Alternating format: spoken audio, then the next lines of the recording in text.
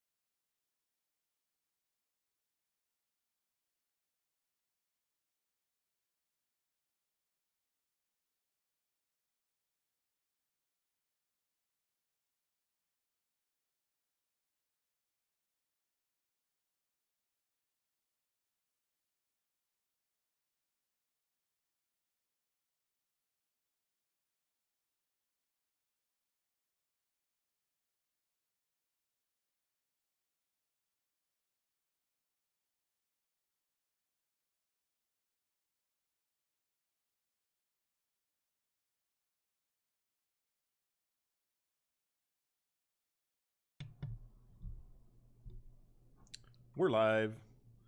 What is up, chat? Happy Sunday. Hope everyone's doing all right. I believe that we finally have something sort of stable on the lab channel.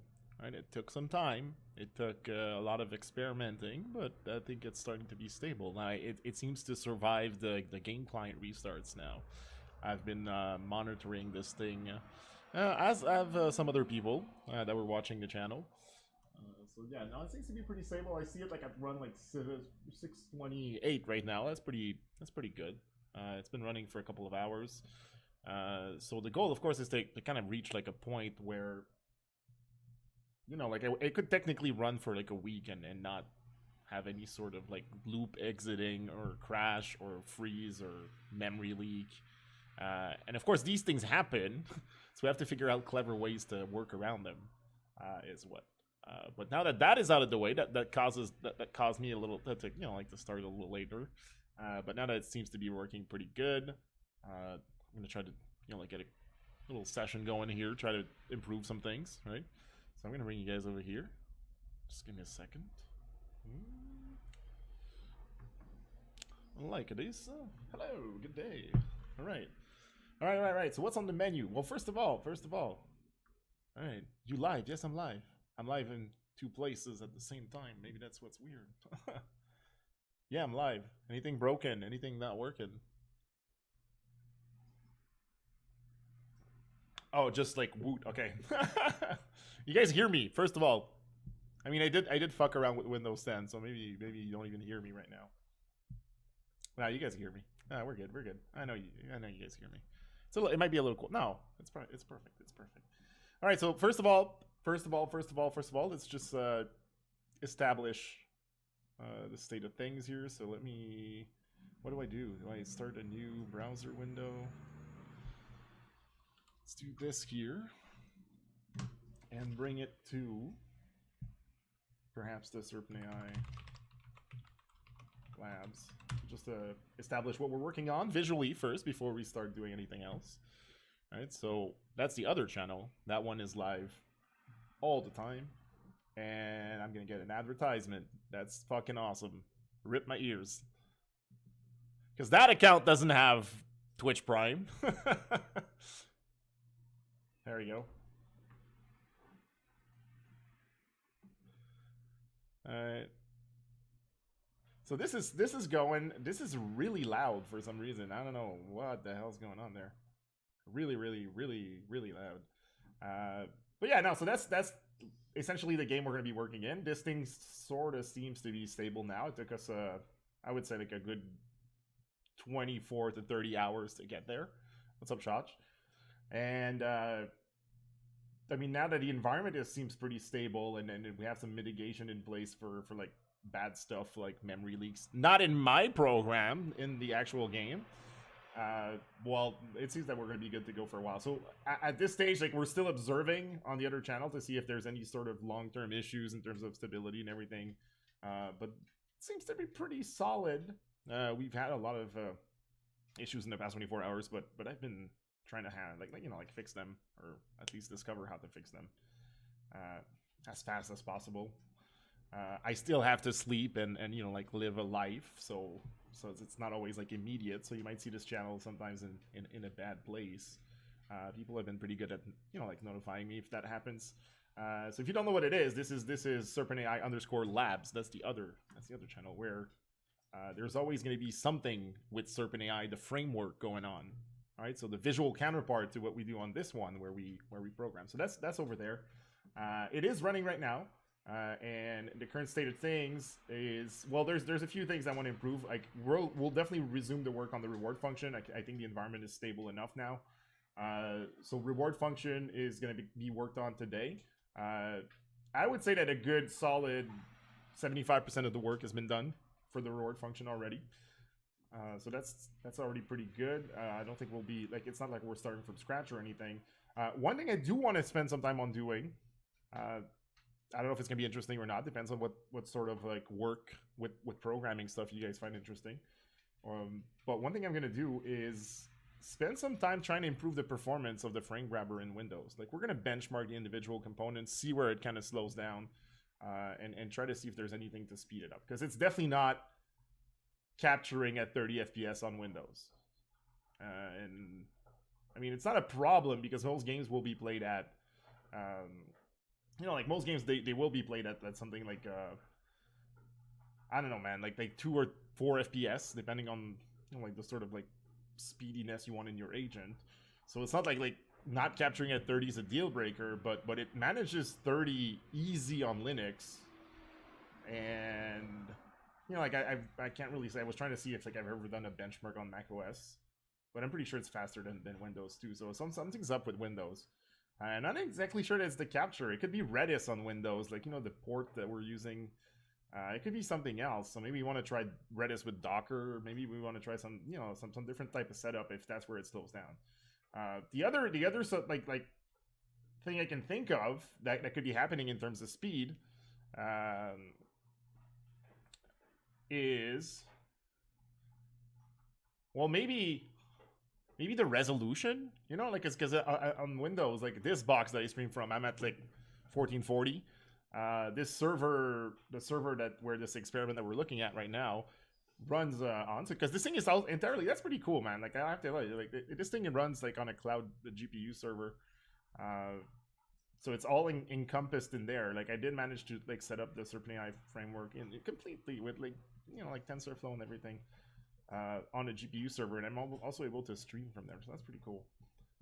But I think it's also running at a high-ish resolution. So I don't know if there's a big penalty when we start capturing like higher resolution stuff, like super higher resolution stuff, and it kind of just slows down. But yeah, we're gonna get into the performance things.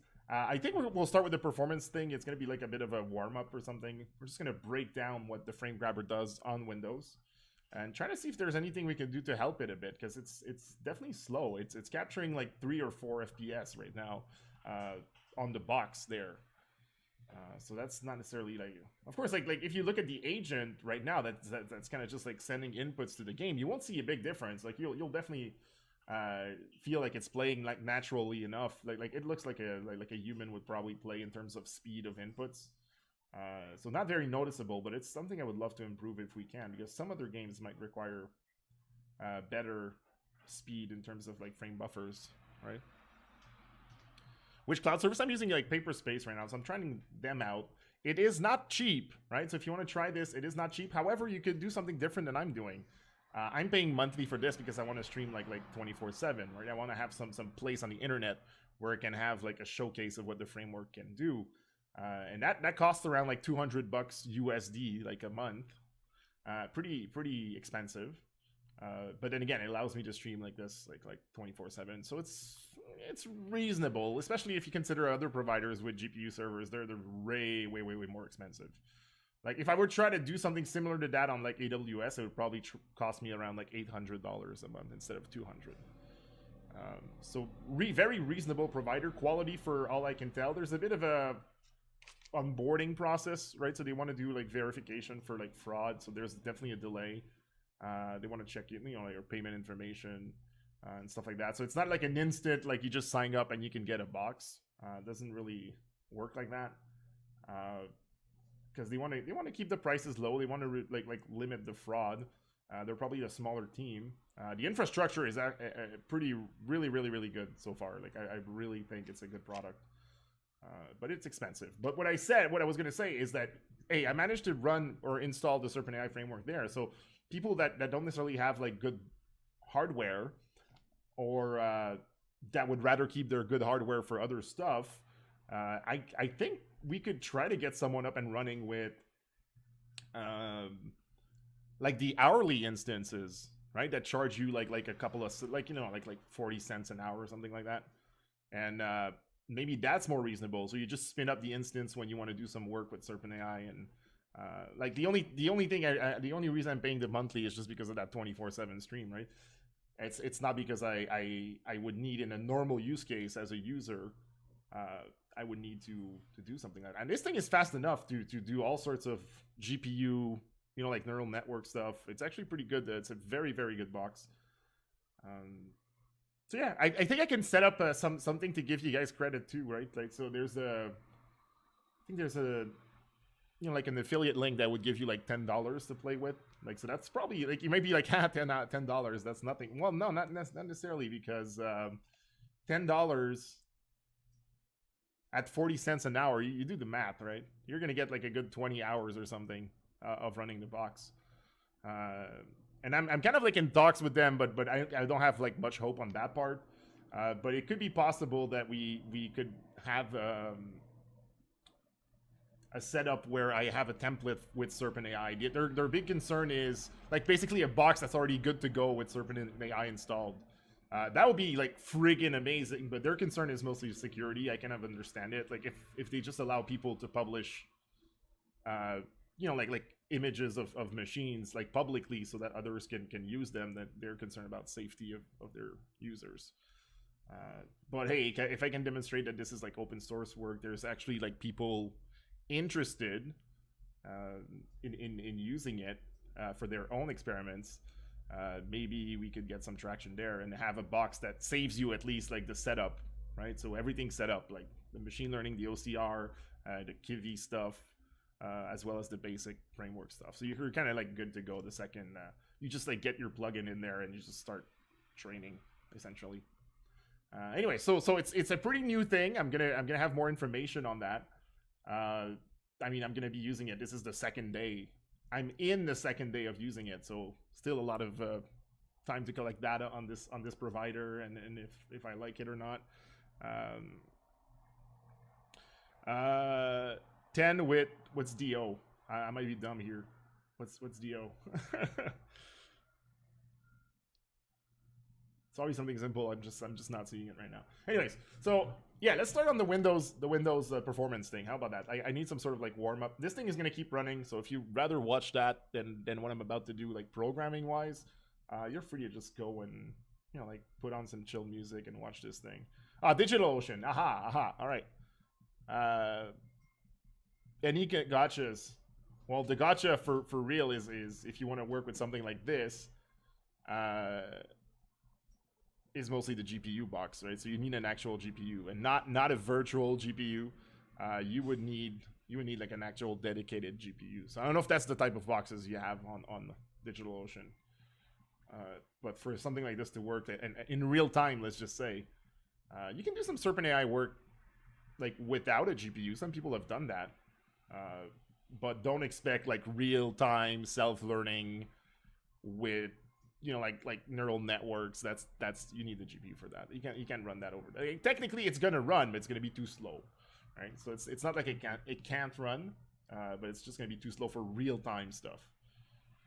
So if you want to train something outside and just try a static test, maybe.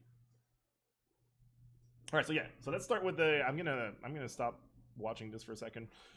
And we're gonna start like looking at the Windows performance thing. So I'm gonna go in the actual PyCharm for the framework. Right. So let me bring this over here. All right. So that's the latest dev of the Serpent.AI framework.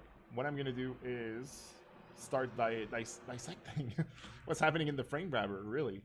All right. So our friend the frame grabber here is not a huge module per se. Like not gigantic. And this is pretty.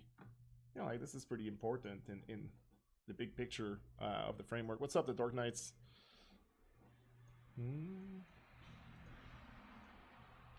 All right, so why like we need to go through the process on Windows and try to try to find a weak point essentially.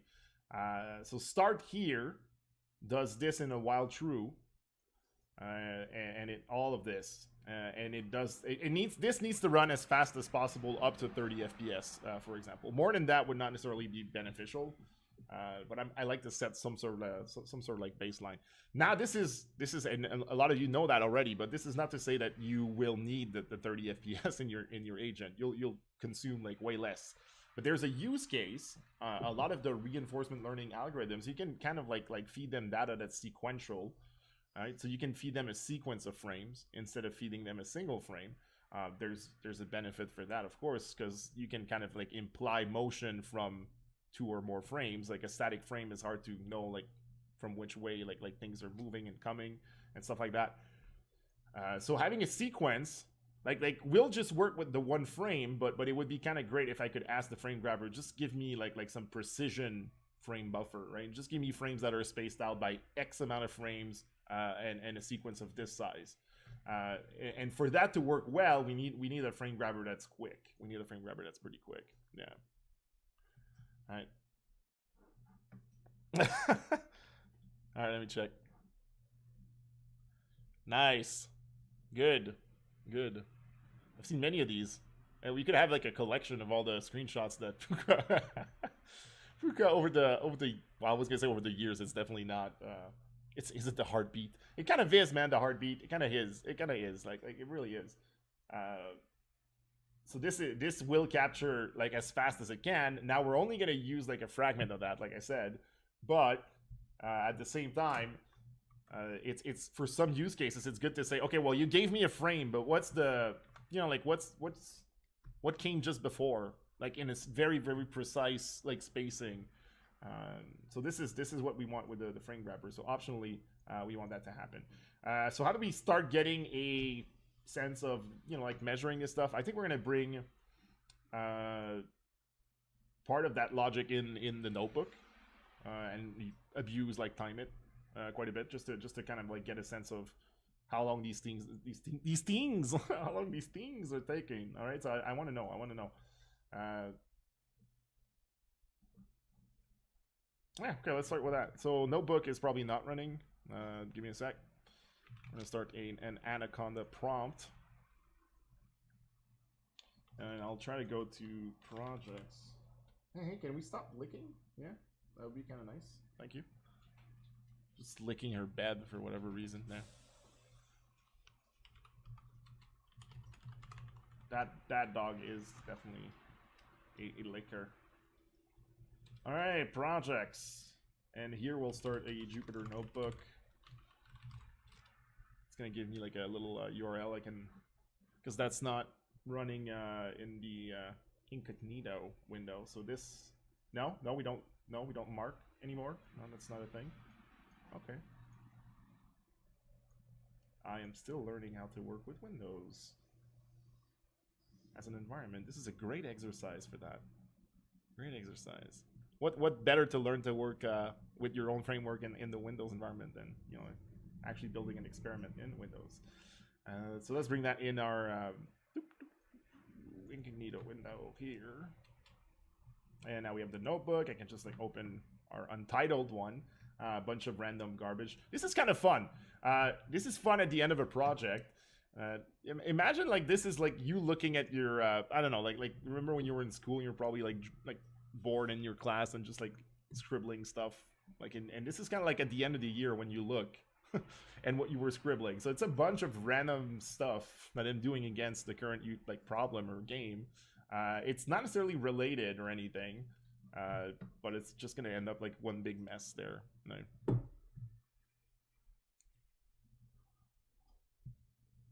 Why do you care how fast the grabber works? Well, I think I explained it. It's the sequence, right? So my agent doesn't play. The agent is not really offline though. So I don't know where you got that piece of information from. The agent is definitely not. It is real time. I don't know where you see this sort of offline. I'm not doing like batches offline, like you know like not real time. Offline, I guess, is the opposite of real time there.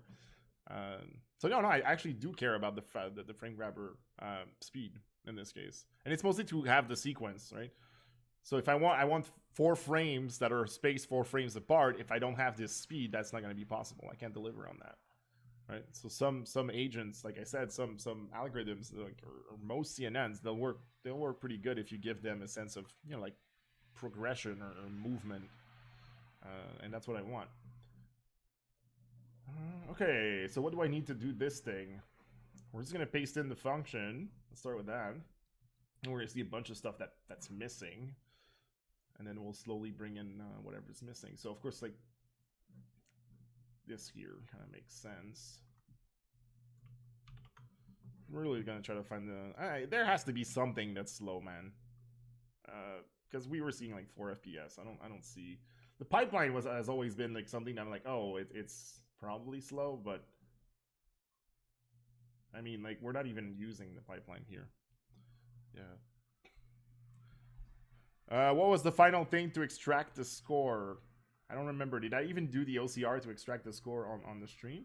Oh no, you mean the other one. You mean the live score when we're playing the game. Okay, I'll get to that. I'll get to that after. Let's start by doing this, but I'll definitely show it. It's actually pretty dumb, man. It's actually really, like, I ditched all the image processing almost. I just tested for I expanded the bounding boxes, and I tested for overlapping boxes, and anything that doesn't really have a neighbor, I got rid of, and that clears up the edge case level by, I would say, like 90%, right? So there's still artifacts on that specific edge case levels. I don't think there's a perfect solution at all. One that makes sense, at least, like you know, in terms of cost, performance cost.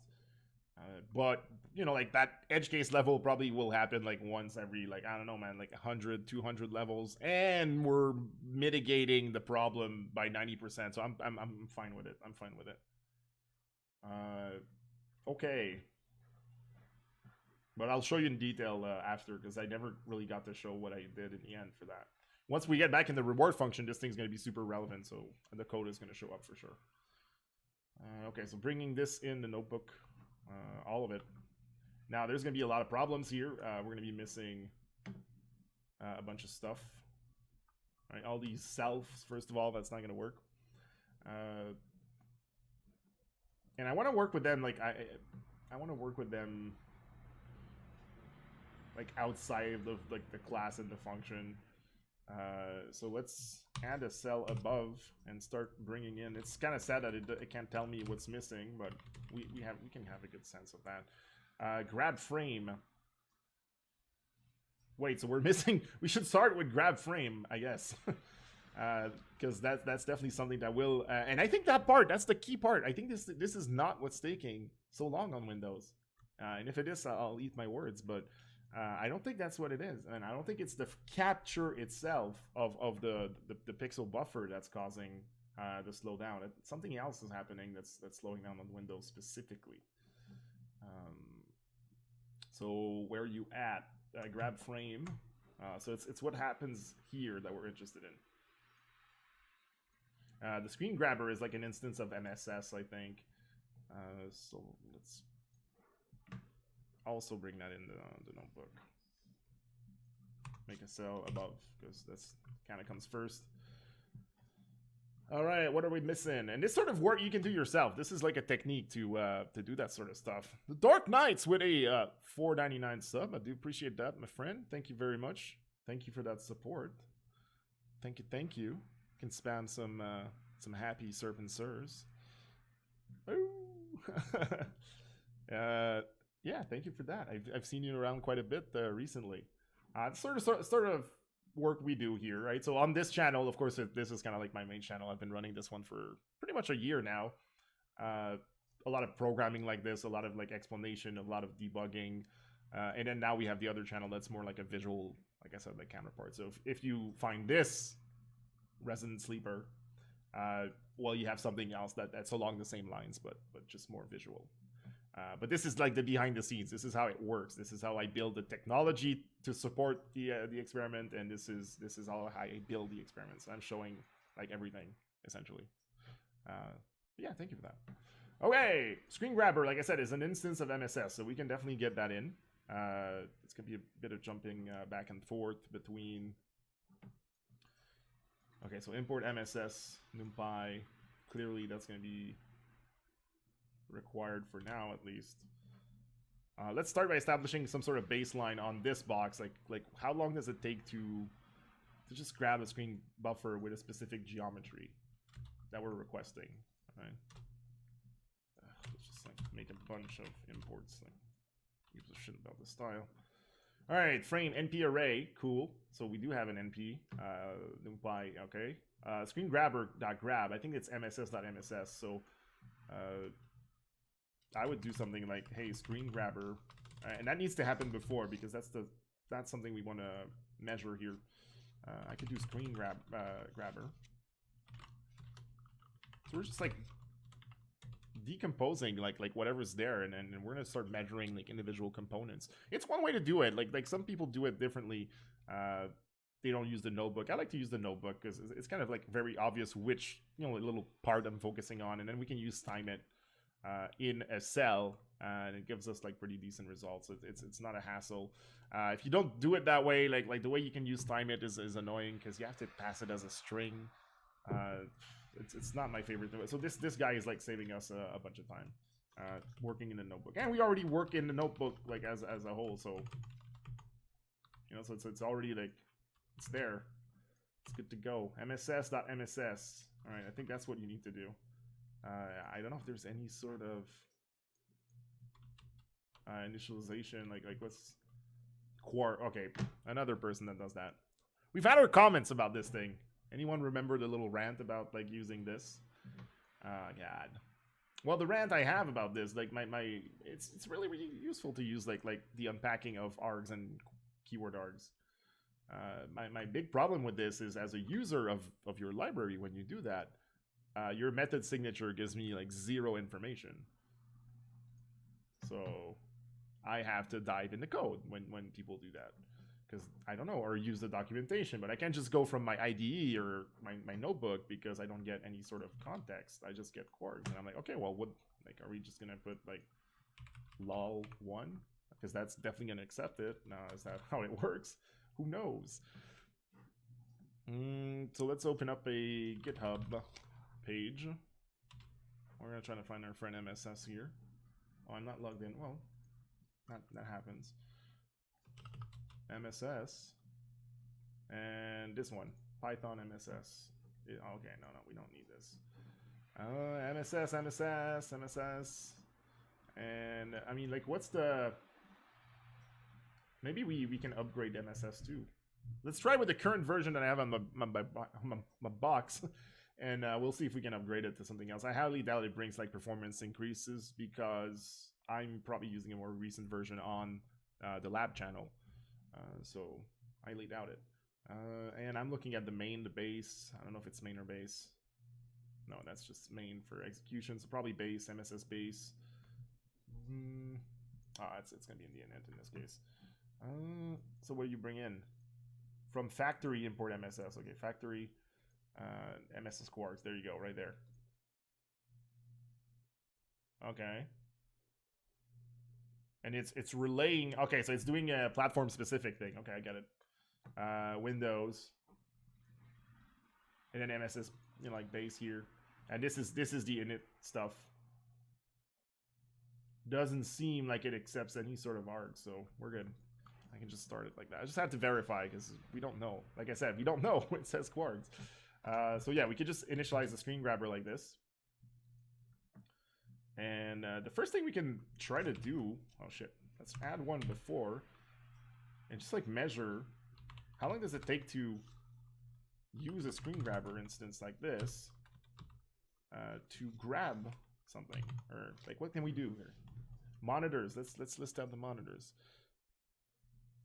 If it doesn't take, so I don't know if it's supposed to be like, but if it doesn't take args, why put quarks in there? Because it's a general like pattern. I think they had like some sort of factory like pattern going. So maybe some, like some implementation or some adapter for that factory will support different args. So that's just a catch-all way to support them. It's fine, but it's a little confusing. Like I said, it's just like when you read out. Using your IDE or using like the Jupyter notebook, it doesn't give you any information, so you have to rely on the docs. Like it's a bit of a like a nitpick. It's not that you don't need to. Okay, so what's up with this? Why do I have 3 monitors here?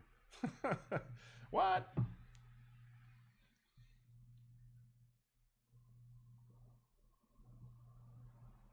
Is it because one of them has? I don't get how I have a monitor that has a width of 6400 here.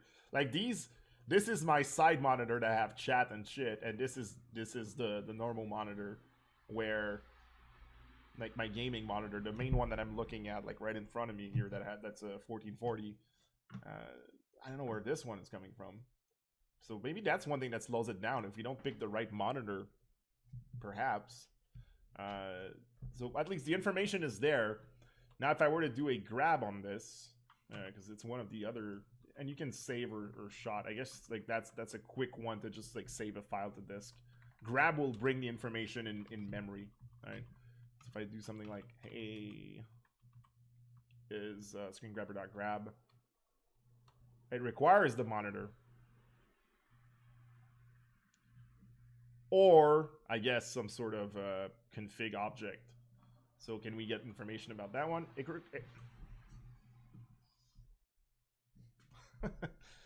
What?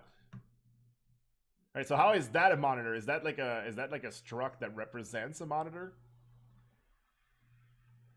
Am I making my own custom monitor? Maybe that's what it is, because the structure of this looks a lot like when I did the monitor thing, right? So if I do not above, god damn it, bye.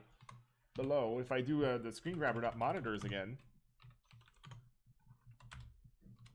see there's no like class or anything. So I guess I'm specifying my own custom quote unquote monitor here, and that's what I'm using the offset and the dimensions of the game. So instead of using, you know, like one of the full screen monitors that's available here, I'm allowed to just like specify, as long as it matches the you know, like the format of whatever's in the monitor collection here. Okay, so that's one thing that I guess we can make sense of. Therefore, I would need some structure like this. So let's pretend we're capturing, you know, like a game at, like, what's my current resolution with let's use that for a super flight, right? Sup, Slayer. All right, so let's just like make up our own bullshit here. Top left 0 0, and width and the height. We just want the same amount of bytes in there. It doesn't really matter if it's the same crop or anything. We just want to evaluate like the speed on this thing. Yeah, yeah. Well, the window's open. It's a milder day today, so she is definitely neighborhood watching right now. Absolutely, she'll be back. She's just drinking some water. All right, so yeah, no, let's just try to emulate, like I said, like, so I think it's like 1280 by, what is it, 960, the game that we're running right now, something like this, right? Does the server you're running in, I don't think it has one, but the server is going to see it as a monitor, as a display, right? I'm pretty sure it doesn't have a physical monitor, but it will see it. Anyways, like the whole world, the whole wording monitor here is kind of like bad / awkward, right? Because it's not really a monitor. It's more like a set of coordinates, like this, right? So okay, so I can definitely say like go, you know, like grab this, and what's in A then, it might be, it will probably be a bunch of bytes, or just a screenshot object. All right, I can deal with that. That's even simpler. So how long does it take me to catch this on Windows? Like that specific size that we're going to be using. In the notebook, you can use 2% signs like that along with time it, and then it's going to run this piece of code like multiple times. It's going to do a bunch of like statistical stuff until it's actually pretty sure that it's got a decent average. It's going to tell you how much actual like lifetime running this thing takes. So let's do that.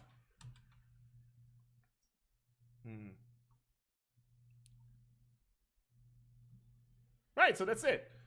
So it takes like 28.5 milliseconds on average to grab something of this size. And we've worked at smaller sizes with some other experiments before, right? We've worked with like you know, like a good old like what is it, like 1028, no, 1024, 768. Even at 800 by 600 we've worked at. So let's say like this. We're going from 28.5. See, we're just reducing on average a little bit.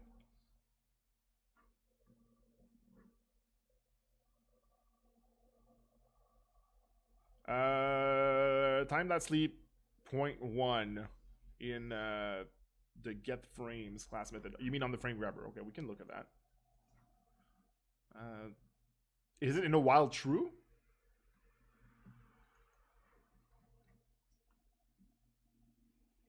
Trying to see where you, okay, this here.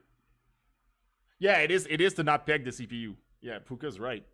It is to not peg the CPU. If you run a while true that runs like super fast, it's gonna try to run it as fast as you can. Now I don't need to run this over and over and over again, right? So I'm trying to make sure that the frame grabber has filled its buffer before we're allowed to do anything else. If I let this run free, it's gonna just like hammer Redis and try to run this while true as fast as it can.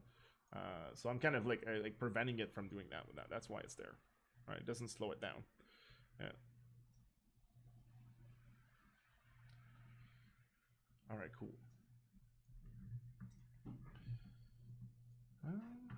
Time to go back to the notebook now. All right, so see, like just changing the resolution does affect the capture time, but not that much. All right, so even if I were to go like crazy here and, you know, like use my full res,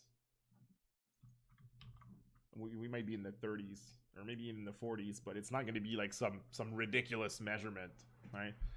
So 30 FPS is what? 30 FPS would be like 33 milliseconds per frame, right?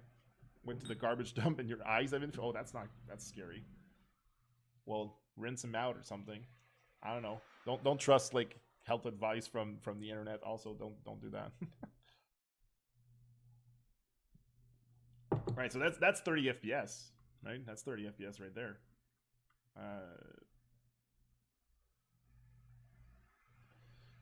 So we have some room, but not a lot. So maybe it's not the capture that's the problem. Maybe it's the pipeline and the other stuff that we're working with.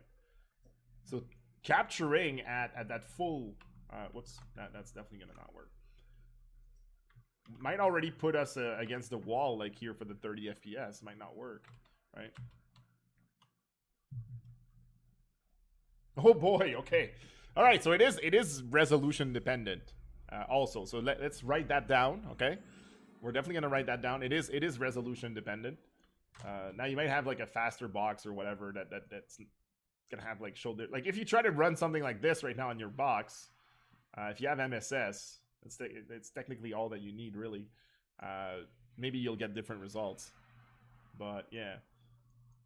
You just need like Python MSS, make a screen grabber like this. I'd kind of be interested to if people have like some sort of interpreter handy, like if you have your own results there, because it's not that hard. Like all you need is like in whatever Python environment, just MSS screen grabber MSS.mss, and then you can just try to grab something of a certain size, and I'd be curious to see like the performance on other people's box.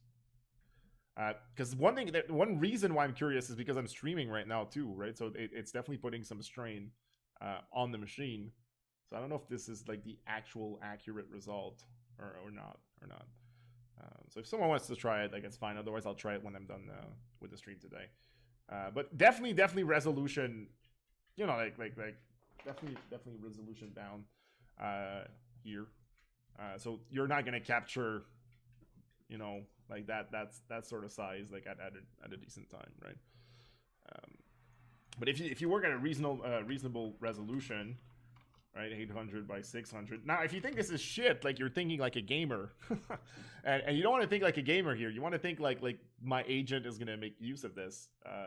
So the smaller you capture, the smaller, you know, like the time per loop is, the more actions or the more like amount of information you can technically tap into or leverage. I guess if I do it with this, and then we're down to like 16, that gives us more time to work to do like the additional stuff. So it seems to be very resolution dependent. So that's something to keep in mind right now. Right now, at 1280 by 960 that we're capturing super flight at is costing us quite a bit. This means that I can only, like, we have like literally 6 milliseconds to do other stuff if we want to work at 30 FPS. So I think we can forget about the 30 FPS then, right? Probably not gonna happen at this resolution at least. Right? Now, this is the fastest way I found to get a frame buffer. I don't think there's any faster ways. Like this is literally calling like C code. There's nothing that's faster than this. Visual Boy Advanced, nice. How about that? That would be nice. Well, if you manage to get something working, I'd love to help you out in any way. Assuming you're serious, I can't know for sure.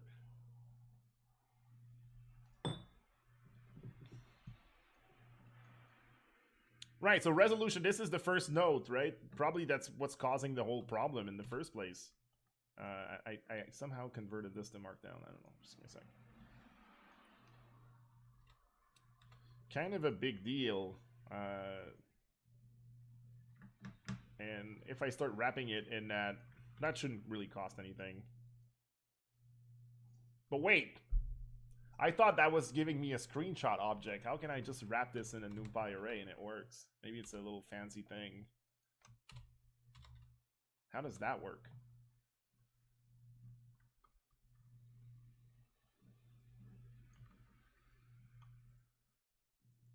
How does that work?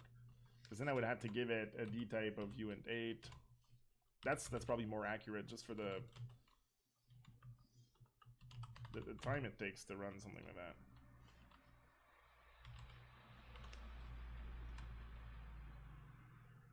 Hey, what's up, someone? Someone won. Assembly subroutine. I don't think you can hook into that, however, sadly, as well as you can with C code.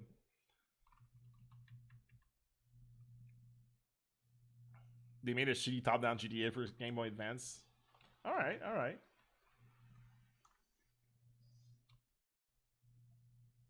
Yeah, no, we're really at that resolution.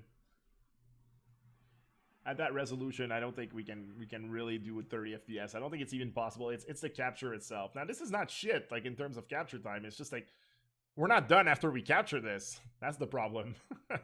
The problem is that we're not done. There's a bunch of other manipulations that we need to do, right? So it's sad, but we're definitely not done. We have to do this, and this is not even considering the transformation pipeline, right? Oh, we're already gone with this sort of resolution. It's already over. Like, we're already over the 30 FPS mark. Now, the 30 FPS mark, like I said, like, it doesn't really matter. But it was like some number I was throwing out there. Now, what I'm curious to do is, like, what if I switch to my Linux machine right now and I try to capture this? I'm kind of curious as to what would happen.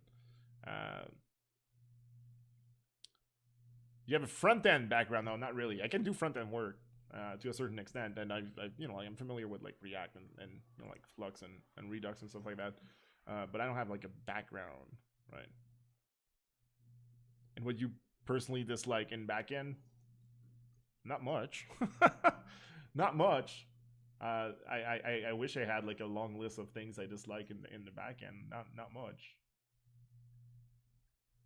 Probably, like, if I had to really like dig for an answer, I would probably say something like, in a company, sometimes you're gonna be stuck because you need like resources, and you're gonna need approval. You're gonna need, like, your DevOps to like set up something. That's probably one frustration versus working in the front end where everything can technically, like, just be previewed from your local machine. What's up, Uncle Bill?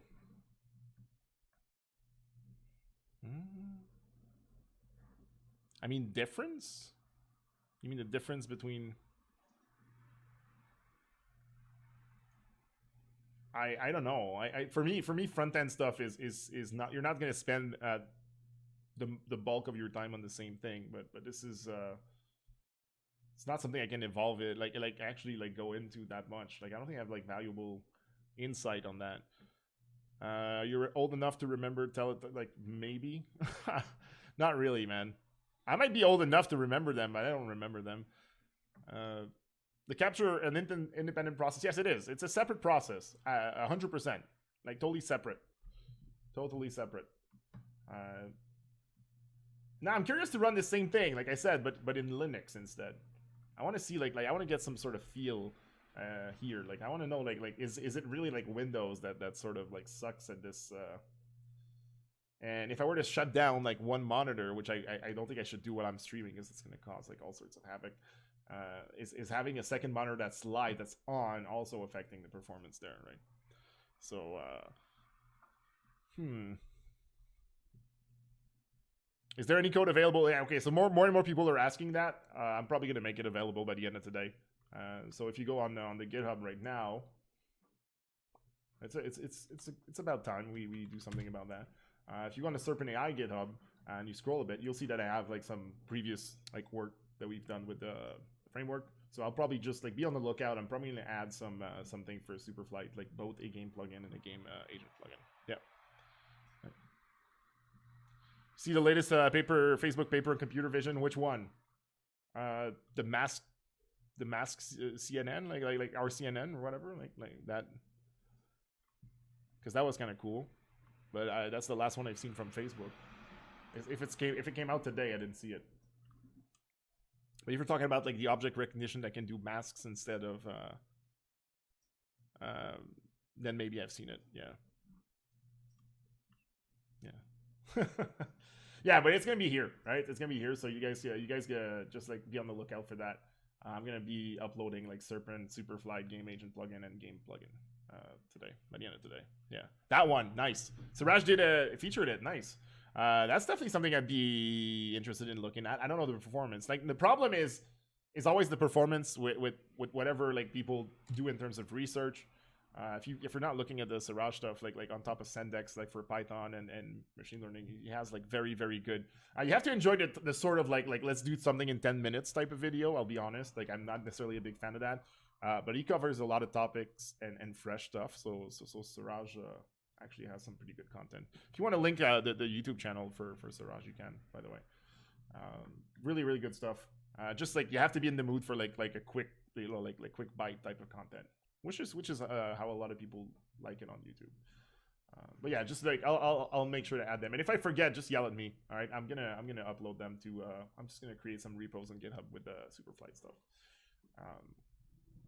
I want to know, like, you guys would be like upset if I tried this on.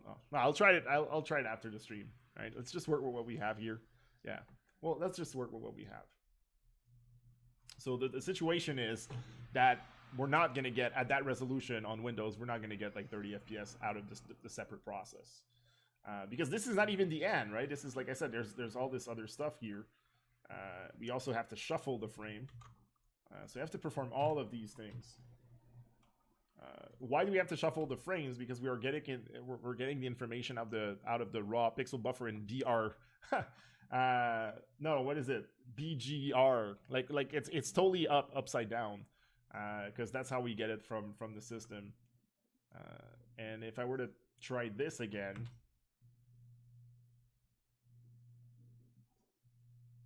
yeah, it's 36. So rip 30 FPS right there. That's essentially 30 FPS, but we're not done. That is just the actual grabbing code. All right, so that's it. It would, if the only thing we would do is this, we could probably achieve 30 FPS with this resolution, but we're doing other stuff, sadly. Yeah. Yeah, I think it's what it's meant to be, like Delta, for real. I think it's what it's meant to be, just like to keep you fresh. Like, but of course you would have to dig in. Like, it's not a tutorial by any means. Like, they're not gonna like teach you about how to do that stuff. What I think is sad is some people think that it's like a tutorial. It's not. It's really just like something. Like, think about like when you're going to a conference. Like, you're not gonna learn unless you do like the workshops. But if you just like go to the talks, it's mostly to make you aware of like some. Like just to give you a heads up on a couple of topics that you might want to dig into. It's just to make you aware. It's just awareness. It's not actually like a tutorial. All right, cool. So what else happens? That was just grab frame. All of this happens after. I know. So what's the once we have a frame, and it took us about like what, like 30, let's say 35 to do everything else. So we have 35 ms that are gone already here at that stage. Somewhat reasonable.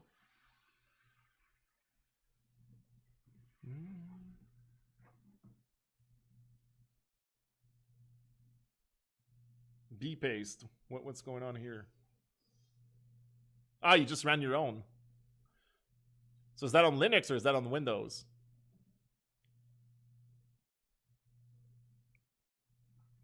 But yeah, nice. Thanks for running that. That's a 800 by 600 on. I'm going to assume Windows, but maybe I'm wrong.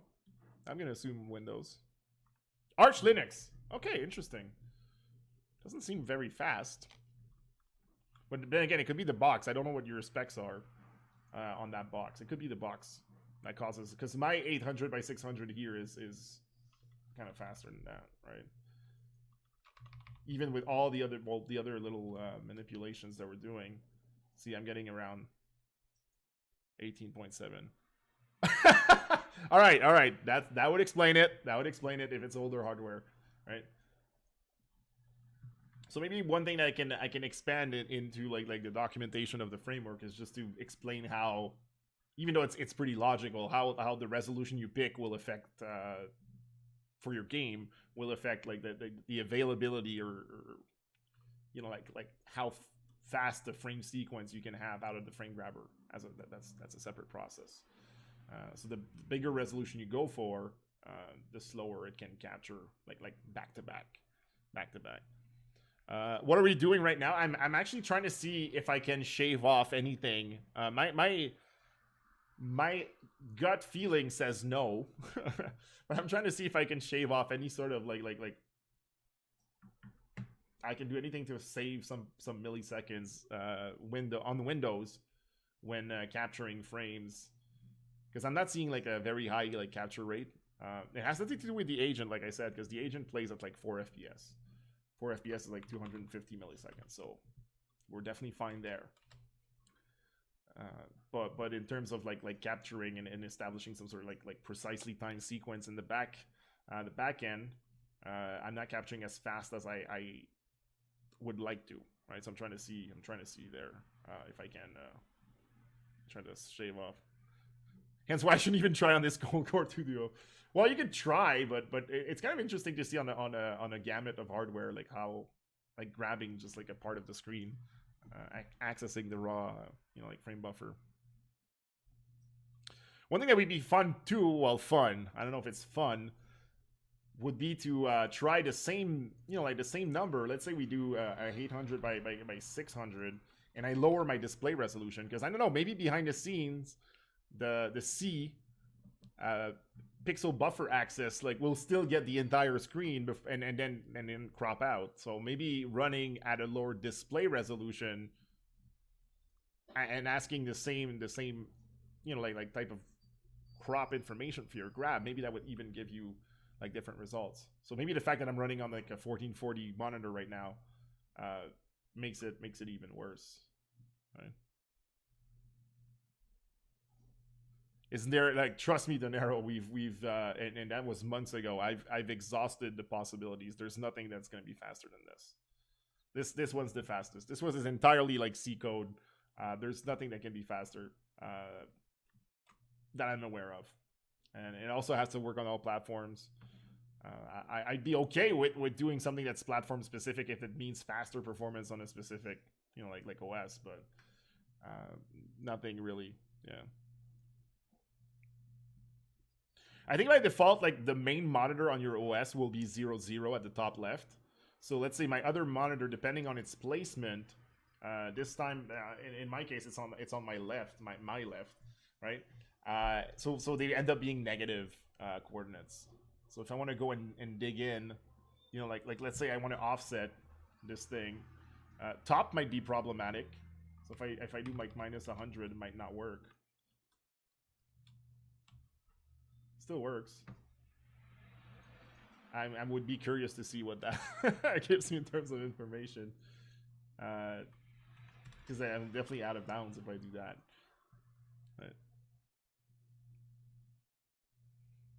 But... you're below. Okay, even for running the game. I was just talking about like getting the capture, testing this sort of piece of code there. But yeah, is it a throw more hardware at it type of deal? Maybe, but there's always limits. There's always going to be limits on how fast you can grab a pixel buffer, right? We're capturing, right? That's remember that part. Now maybe there's some nuggets, like useful nuggets in something like I don't know, like OBS. So maybe I could crack open the OBS code because it's open source, C++. And they do have like they have sources and stuff like that, and they obviously are capturing from these sources. So maybe there is a faster way, right? Maybe there is a faster way.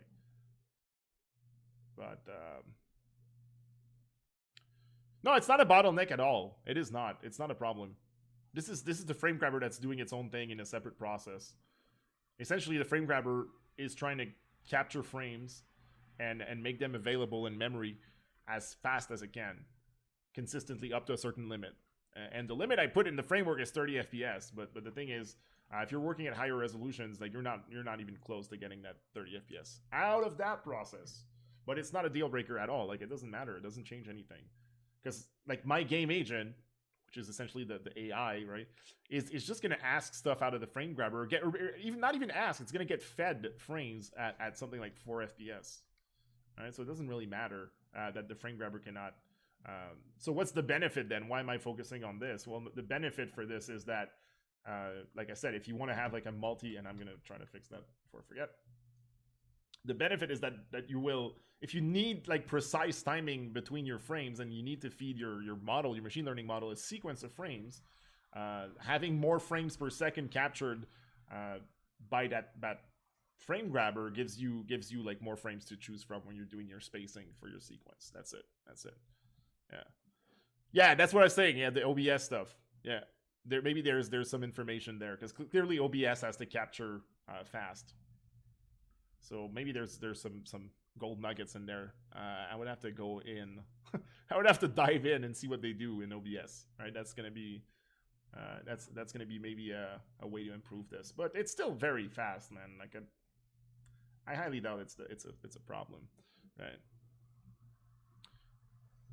The AI will just take 4 actions per second. Yes. Well, you can control that, but yes, 4 actions per second is 240 APM. That's plenty of APM to play a game, right? It always seems like I could not play a game at 4 FPS. Yeah, but you're taking it, like you're actually taking a decision. You can look. It's what's confusing people. You can look at more information visually than just that specific frame, but it's gonna play up to 4 FPS, right? So 240 APM. Now you can tweak that, but having the agent take too many decisions in a short span of time might be counterproductive. So that's why my defaults I make them like 4 FPS or 2 FPS, because most people don't need that, right? Most people don't need that. All right. And now if you want your agent to play faster, you would need to lower the res here to get more frames per second, and also increase your FPS that you want your agent to play at, right? All right, what's up, Machine Gun Walrus? So it's a bit of a balance. It's a little more advanced. It's a little more advanced. Like you would need to understand like the speed of the capture versus the speed that you're feeding your agent. But I am not worried about that part, because like as a human, like you have to keep thinking like we're trying to emulate like a human player. We're trying to emulate how a human player perceives the game through the frames, right? The visual data. And also like the play style of a human, and humans don't play at like 1,000 FPS, like 1,000 actions per minute, right? So in most games, you'd be surprised how little actions you perform. It's actually pretty surprising. So how does the StarCraft like bots or AIs, how do they perform like this sort of like crazy like 600 to 1,000 APM? It's because they're not working off the visual data. They're working off like some sort of like internal API that gives them the state of the game, and that's super fast to get like that sort of information. You don't like they're hooked in like directly. Like they don't need any sort of like frame capturing to get that working. All right. Now you guys, I seem to have found like the display capture type of thing. Nice. It's probably faster than the window capture. Yeah.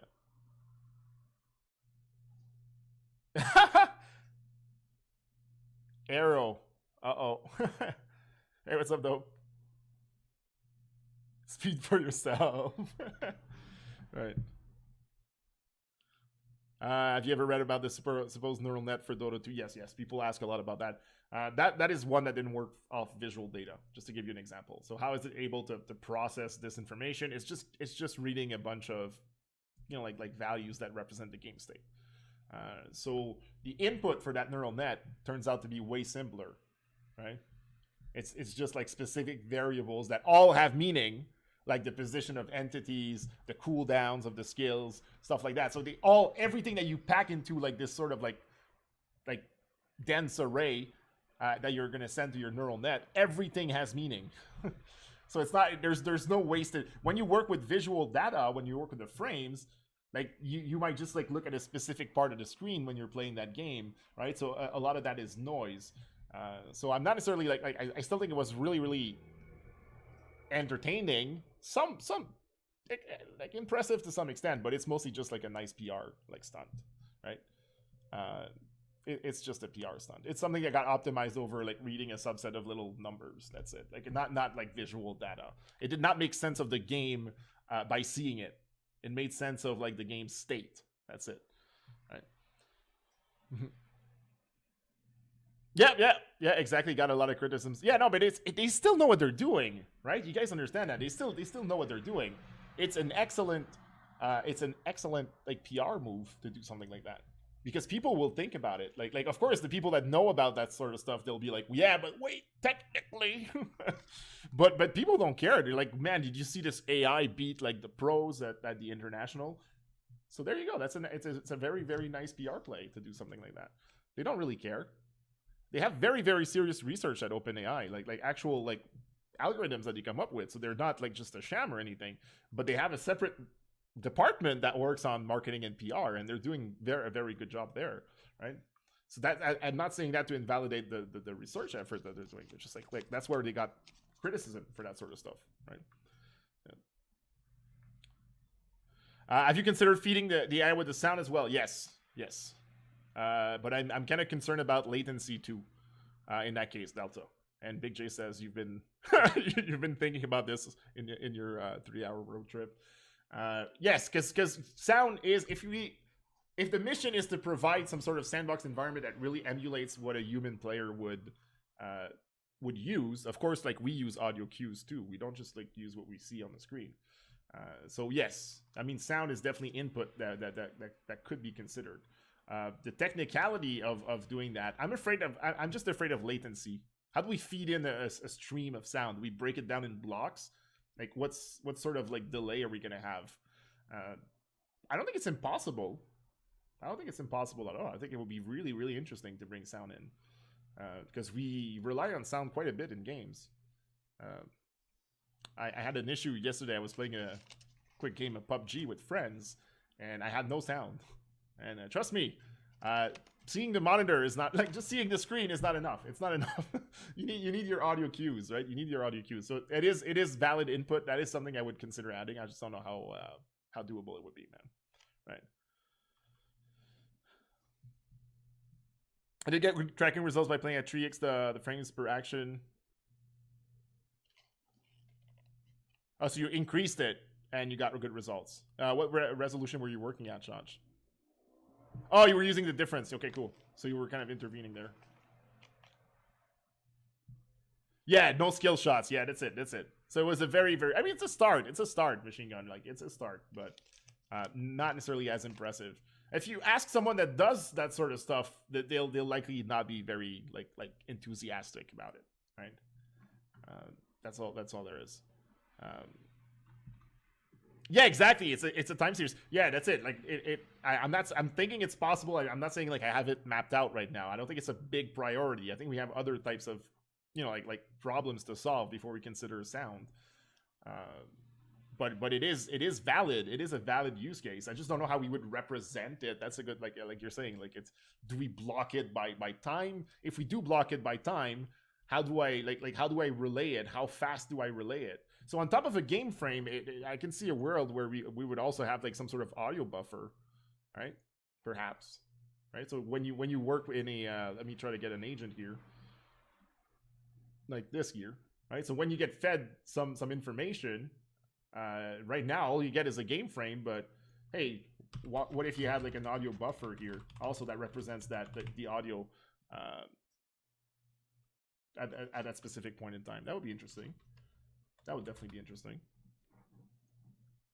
But we're not there yet. I don't think it's a priority. I think it's an interesting place to take our mind, but we're not there, right? Like the Left 4 Dead horde noise. Yeah, exactly. I think it'll have a incremental sound wave. Okay. Something really like yeah, just simple. But we would have to break it down. We would need some sort of process that is able to first of all tap into the audio feed, break it down and encode it in some sort of container, or just like raw, but raw is more expensive to move around. Yeah. I'd be interested, Shosh. I'd be interested in revisiting what you did. I don't know if you published your code or not for that. But if there's a sort of like a valid hack, that's like something that can be generalized. I'd be interested in that to see how you did it. Okay, so serious question: is Aerial actually maybe conflicting? It seems there are issues. It needs to be required, but I don't know. I think I am using it. I would have to verify. I guess I'm not that well versed in Windows. I would have to see.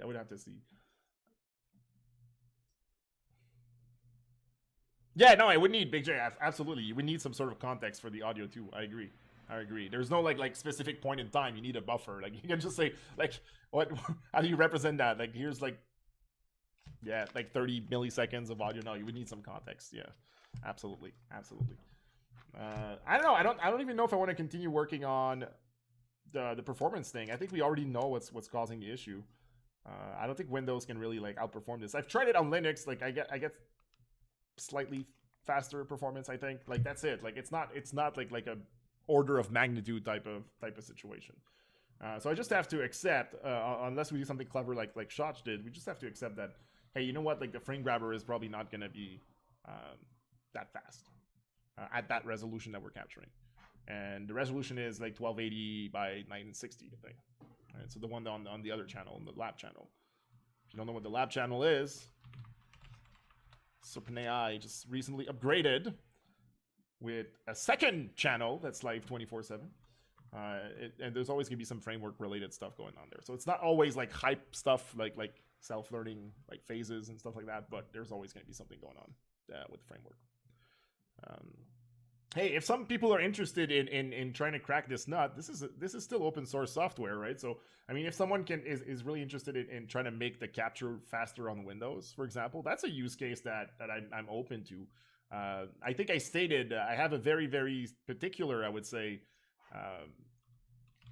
contributing guidelines for the project, right? And I'm going to show them to you right now, right? So it is essentially, I'm saying like I like that, like people enjoy the framework and everything, but it's still a personal project of mine.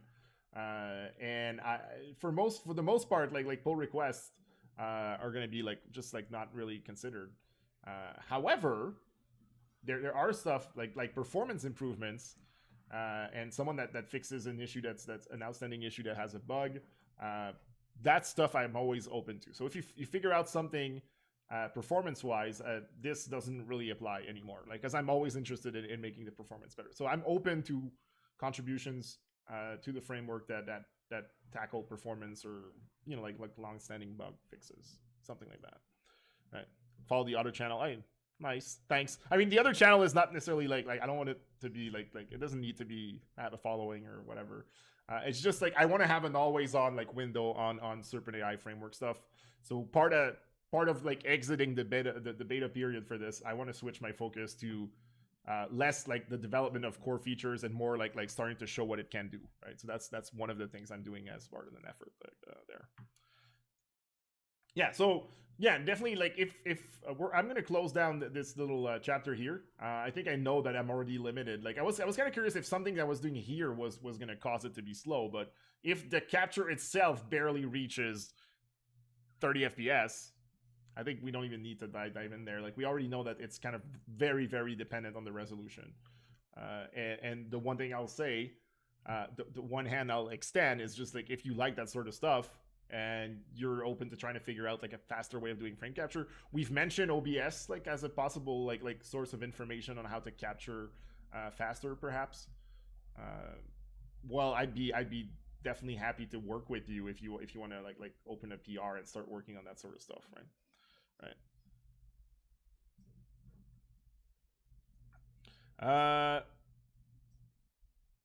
I did not. Okay. The Superflight agent, is it like the other streamer with the GTA? Are you using DQN? No, I'm not using DQN. Actually, one thing I want to do like very, very soon, I don't know if it's going to be today because I started a little late. I had some stuff to do. But I'm going to try to implement PPO for this one. I'm trying to work with proximal policy optimizations There's a couple of implementations in Python floating around. I would have to literally do surgery work there to try to make them work in a Serpent.AI architecture. I think it would be a very nice learning opportunity if you've never really worked with like policy-based algorithms for reinforcement learning.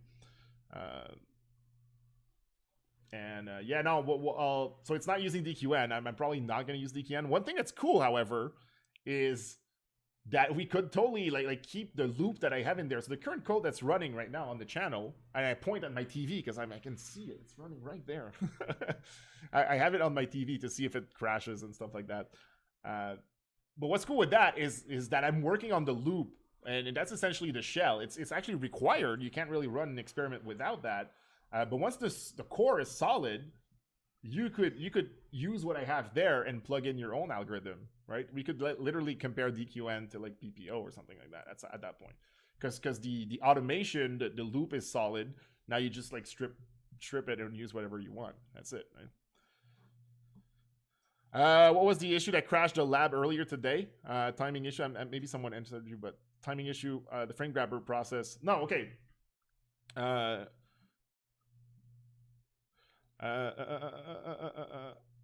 Okay, one thing at a time. I see a lot of questions. That's good. Questions are good. One at a time, though, because I'm going to not answer anything otherwise.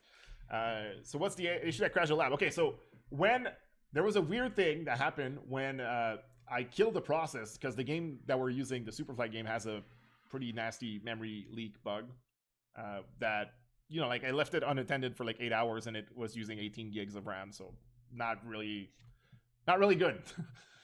So to mitigate that, we did something yesterday during the stream where I can keep the agent running, kill the process, and rehook like the frame grabber to it and stuff like that, right? And it was working mostly fine on this box. When I tried it on the server, when I would try to get like the information about the new window that opened, it was reporting a resolution that made no sense. And what happened with that? The offsets were different, so I passed those offsets to the frame grabber, and it wouldn't detect depth anymore because the crop that I was passing to do the detection to see if the characters are there for the death, it crashed right at the top. Then they were offset differently. So then the sprite detection would not work, and it wouldn't detect depth anymore, and it would just like get stuck. So what I did is I just like made it reuse the old geometry stuff. I didn't really figure out why it did it. It was kind of driving me mad. But I was like, we launched it already, and the launcher is very, very consistent. So it's going to put it in the same place. I already have the information about the geometry of the window, so I don't need to recalculate it, right? That's what happened. That's what happened there, right? Hoping that we can get... Well, it's more likely to happen, Denaro, because I'm going to spend more time on experiments now. Still might do like a development, like you know, like sprint or something on a bigger feature for the framework, but I'm going to spend more and more time on experiments at this point. So maybe we're going to see some progress there. All right. So the agent isn't learning by itself. Is it just executing with itself? Okay. Different stages is the answer here. All right. Different stages is the answer. So I'm just saying this is a window. That channel, the lab channel, is just a window of Serpent.AI like stuff, right? It's just showing Serpent.AI like operating at a different stage in an experiment. So sometimes it's just going to be me testing, hey, is my loop solid right now, or are we going to crash? In the last, like 30 hours, we figured out a bunch of issues. And it's not issues that I can catch when I'm on the stream with you guys here. I can't, because it needs to run for like 5 hours for the issue to arise. So I'm using this kind of like channel as a way to run like longer term stuff with the experiments. And right now it's just doing random stuff because I'm testing the solidity of the loop. I'm also using the opportunity to establish a baseline because I talked about that like quite a lot recently. When you start building your agents, the first baseline you're interested in to see, hey, is it actually learning, is not like human levels of gameplay. It's just like, hey, can you actually outperform random inputs? Because if you don't, you're actually doing worse than randomness, which is probably not looking very good. It's not going to work out. It's not going to be good. So I'm using the opportunity right now on the channel, even though it's doing random inputs, I'm actually capturing the score and averaging the scores of the random runs. So we can have this number, this magic number, that's the first milestone that we want to cross when we're running the self-learning agent, right? Hey, what's up, Wadi? Anything else? Anything else? Am I missing anything? Yeah. So late stages, like I said. So later we're gonna transition into well, once I have the PPO implementation in Serpent.AI and I have the reward function done, then it's gonna transition to self learning, right? So it's gonna look the same. When it dies, it's gonna restart the same way and everything. But I'm just gonna strip the core, keep the loop, and then just do some the actual machine learning in there. It's gonna be in place. It's gonna be self learning, right? It's not gonna be like hey, offline. I'm gonna like like fit it with a bunch of data and then make it work. That's probably gonna be one difference with the GTA stuff that you might have seen on Twitch, because that one was mostly like offline learning. It was just like collecting a bunch of samples and then spending some time fitting the neural net and then just like making it play the game, right? We're gonna try to do self-learning. We're gonna try to do like as it plays, it's gonna like try to adjust its weights in the neural net.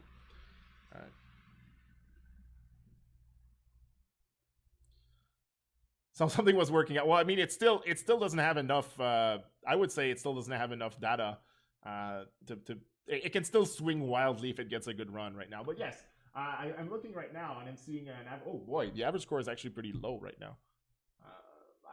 But it's the first time we're about to reach 1,000 runs on that channel, in randomly with random levels and stuff like that, and average score of about 70 right now. So that's pretty low, pretty low. Perfect number for Twitch actually. It's the average is 69.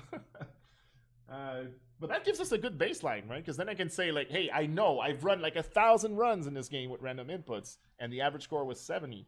Right? So, and the best score was this. So now we can, as we do the self-learning, we can always compare to those baselines that we've established. We know like, hey, once we start averaging close to 70, it's time to get the POC champs out because we're probably going in the right direction.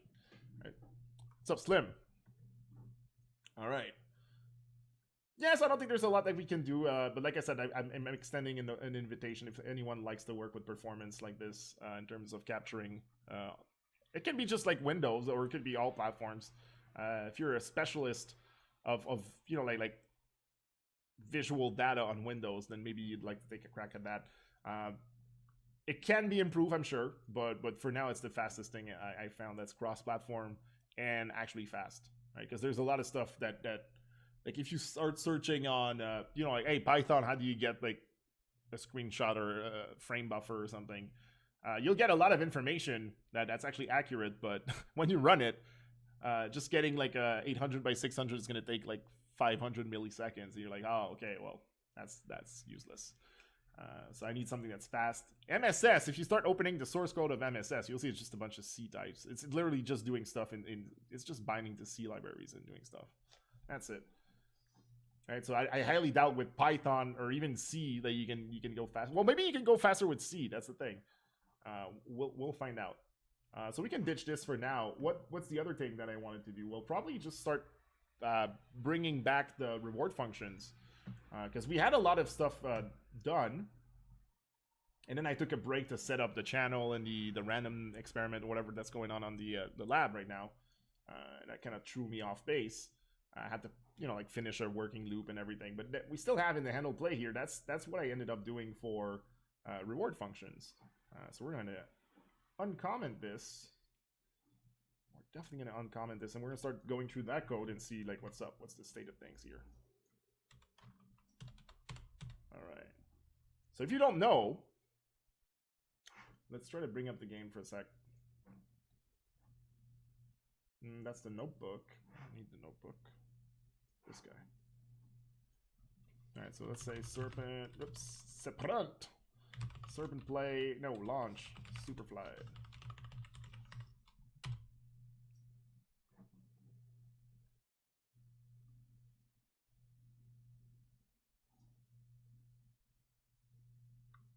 There we go. All right, so Superflight is here. I don't need to run anything. I just want to show you. So how do we reward the agent? Like, that's the game, okay? So if you've never seen it, that's the game. Just like literally like just WASD or arrow keys, not a lot of inputs. It's a score game, randomly generated levels. You're kind of like a little low-res wingsuit person. And you accrue score if you fly close to structures without crashing your face into them, right? Splatting in there. So I'm thinking of rewarding the agent, and we've done a significant work there already, based on, hey, are we accumulating score right now or not? That's the first thing. So if I'm just floating around and I'm alive, I mean, it's not terminal, it's not horrible, but at the same time, this is not what I want to encourage the agent to do. I want an agent that's going to play the game well, that's probably going to be able to, you know, like get higher and higher scores. We want to beat that 70 average from the random agent, right? So if you're flying around and not dying, you're going to get a slight penalty. You're not even going to get some sort of reward here.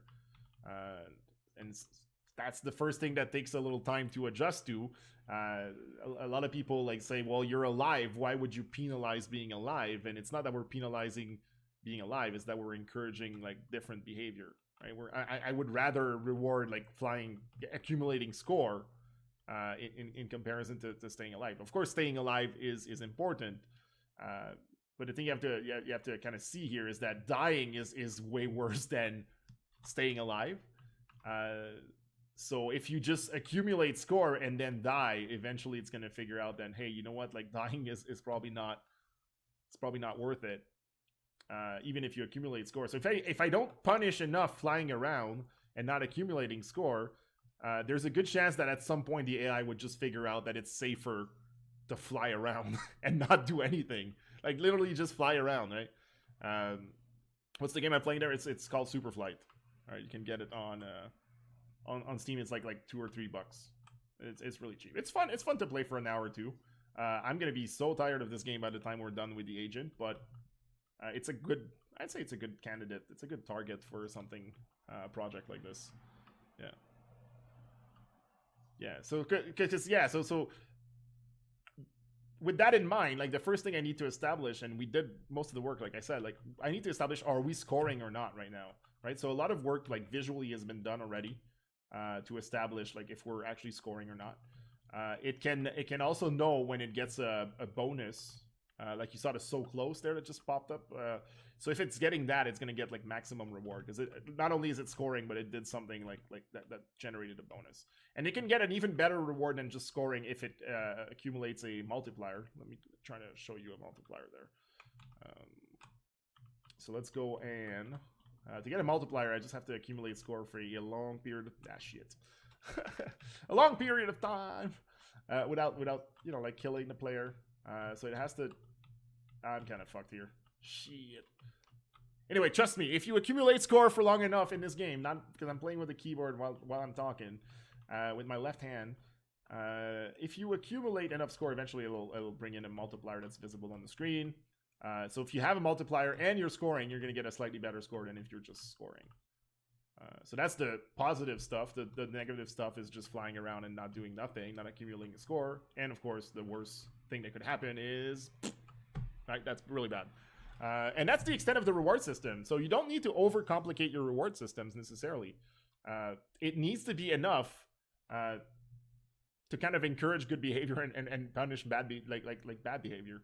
That's it. Like it needs to just be enough, right? You don't need to get into the details and say if I'm accumulating score faster. Maybe you could do that, but it's not necessary. As long as you're kind of like pushing in the right direction, you're likely to see at least some results over time, right? Over time. And I say this because I've seen some people obsessing with reward stuff, not necessarily because they were running their own experiment, but when we were doing them, you know, like the Isaac stuff, the reward for trying to beat Monstro, everyone would focus on the reward score, right? We need a better reward function, right? We need a better reward function now. It's just like, no, we don't. No, as long as it understands that it's getting punished for dying or losing HP, and rewarded for you know like staying alive a bit and hitting the monster, that's all it needs to know, right? If it can't optimize a simple reward function like that, giving it a more complex reward function is not gonna do anything, right? So we want to push it in the right direction, right? It would be cool if we could move up to some big games. Yeah, it would be cool. And I think if I want to get attention and eyes on this, like this is why Isaac was so I would say crucial in the development there, in generating some interest. It's because it was the perfect intersection of a simplish problem with a very popular game, right? So using Superflight right now, even though it's a good candidate, probably not the biggest name ID out there. So the best experiments would be using games that people are aware of. Like that would be the best in terms of like drawing attention, grabbing people's attention. Right? Everyone knows Monstro and Isaac because it's like one of the first bosses you encounter. So a lot of people could relate to the experiment. Now in Superflight you can relate because it's simple. But there's this extra hype factor when you're working in a like this thing is happening in a game that you know and love versus just some random game, right? Yeah, starting with this game is the few control inputs. Yeah, so that's my number one recommendation if you're like I am down to spend some time trying to work with the Serpent.AI framework, but I need a good game. How do you pick a game that's good? Try to start with something that has not too many inputs and that has a rule set that's rather like simple. All right, so in this case, like the rule set is pretty simple. It's like you fly around, no score. You fly around closer to buildings, score. You smash your face in building, dead. Pretty simple rules, right? And the controls themselves, they're just like, well, technically there's just 4 buttons, but you can press combinations, right? So I can press up and down, or not up and down, but up and left or something like that. So you end up with like 9 inputs. The combination is the valid combination of the keys plus no operation, just like don't do anything. But something that's smaller, the smaller your input space and the simpler the rule set of the game, that makes it a good candidate. Now, if you start with your favorite game that has like a lot of complexity and a lot of like possible button presses, that you're probably not starting with the best game there, right? All right. I'm missing a lot of questions. You guys are like really active today. It's only 4. Yes, it is 4 keys. I think this game is perfect. Yeah, no, you start with tic. Yeah, no, exactly. You can see it like that. It's almost like it were like tic-tac-toe with. If you let's do it. I'm not sure I like where I'm going with the analogy that I'm kind of like sourcing off what you said, Big J. But think of tic-tac-toe, right? You have like 9 spots with 3 possible states. Like nothing in it, like an X in it, or an O in it, right? Now, what's this sort of work that we're doing here with frames? It's like tic-tac-toe, but instead of having like 9 spaces, it has like millions of spaces. And instead of just like the X or the O or nothing, it has like 256 colors in every every slot. So you can kind of get a sense of the complexity when you think like that, right? You just like scale tic-tac-toe to something that's more in line with that sort of problem, right?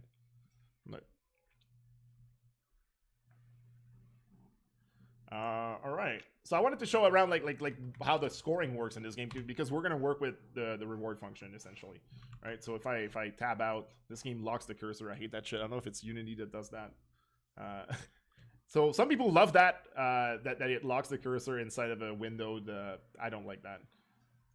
Where's the project? All right, so I'm kind of resurrecting this. What's the first thing I do? I threshold. Because we're lucky enough that the score appears like in a very very bright sort of like white-ish or slightly off-white color. So it's sort of easy in most levels, in most cases, against most backgrounds, to just use thresholding to kind of bring the score into play, right? And you can't win at World of Warcraft before we win at Superflight. There's a good chance that this is true. There's a good chance that this is true. And keep in mind that this is an active area of research too, right? We're not just like playing around with solved problems and to have fun or to learn. Yes, we are learning, but we're also kind of like tailing. We're just like tailing what comes out of research, like by a year or something, right? We're just like, hey, cutting edge research. A year later, we're probably playing around with that in Serpent.AI. So it's not like we're working in a solved field, right? You have to expect a lot of like unknowns, a lot of failures, especially if you're changing the parameters from something that comes out of research. The DQN stuff, for example, right? The DQN stuff that came out like literally the paper like 2014, 2015. It's been around for a while now, but the DQN was working with actually UN4s in an 80 by 80 image.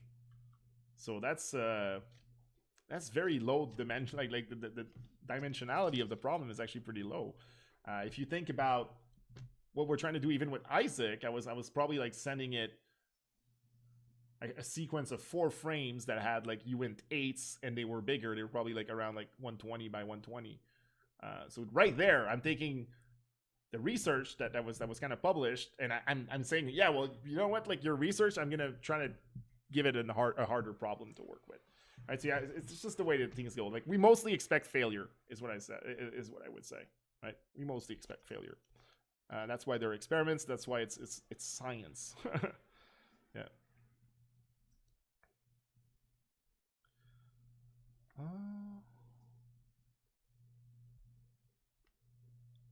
I'm just reading. I'm just catching up. I'm hoping we can get back to Isaac later. I'm also hoping that we can revisit Isaac. If I'm being super honest, I would love to revisit Isaac, perhaps with you know a more robust framework, like because we're literally like 6, 7, 8 months later than Isaac at this point, and perhaps more experience too, right? Because we've done work with other projects.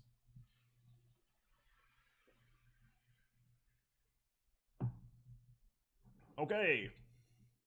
All right. So thresholding works in almost all cases except for some edge cases, and then to all everything else that gets done essentially is to kind of like handle the edge cases. So all of this is just to try to make sense of the edge cases. So it's a lot of extra operations, just to try to mitigate the effect of edge cases in this case, right?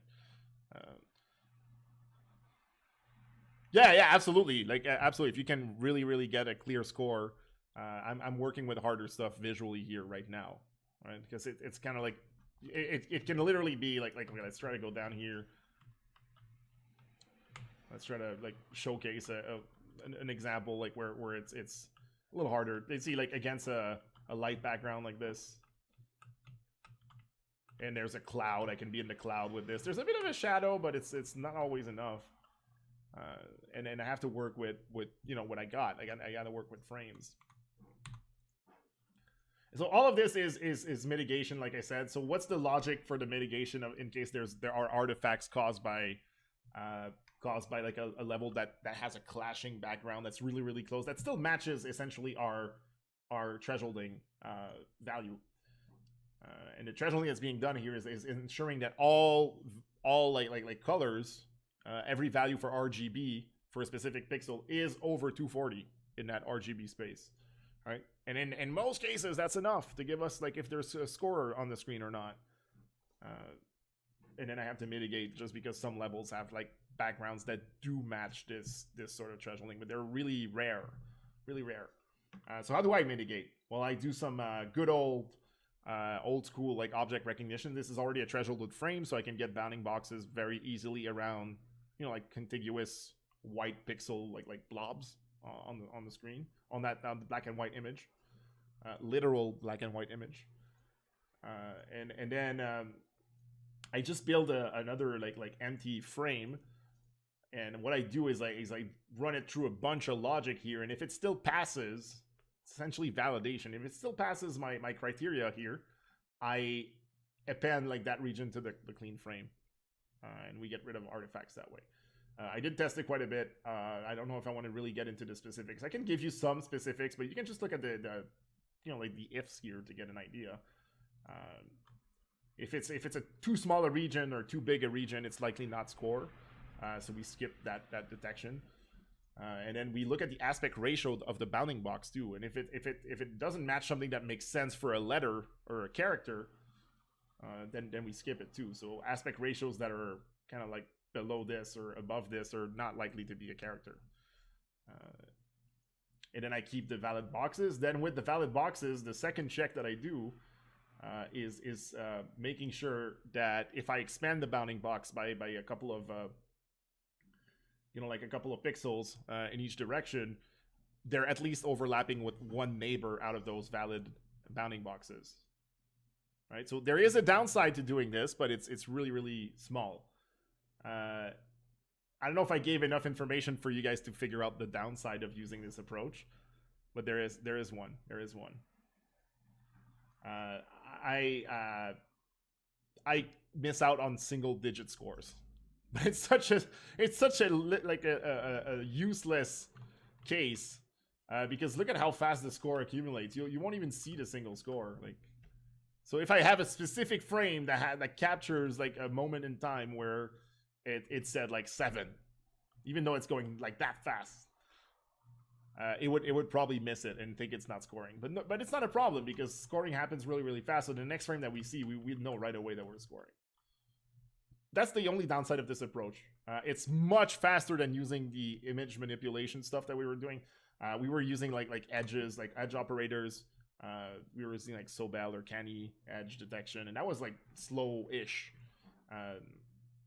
This method here is actually really really fast. It's a little dumb, but it's very very fast, and it did a good job at removing a lot of the artifacts in that edge case level.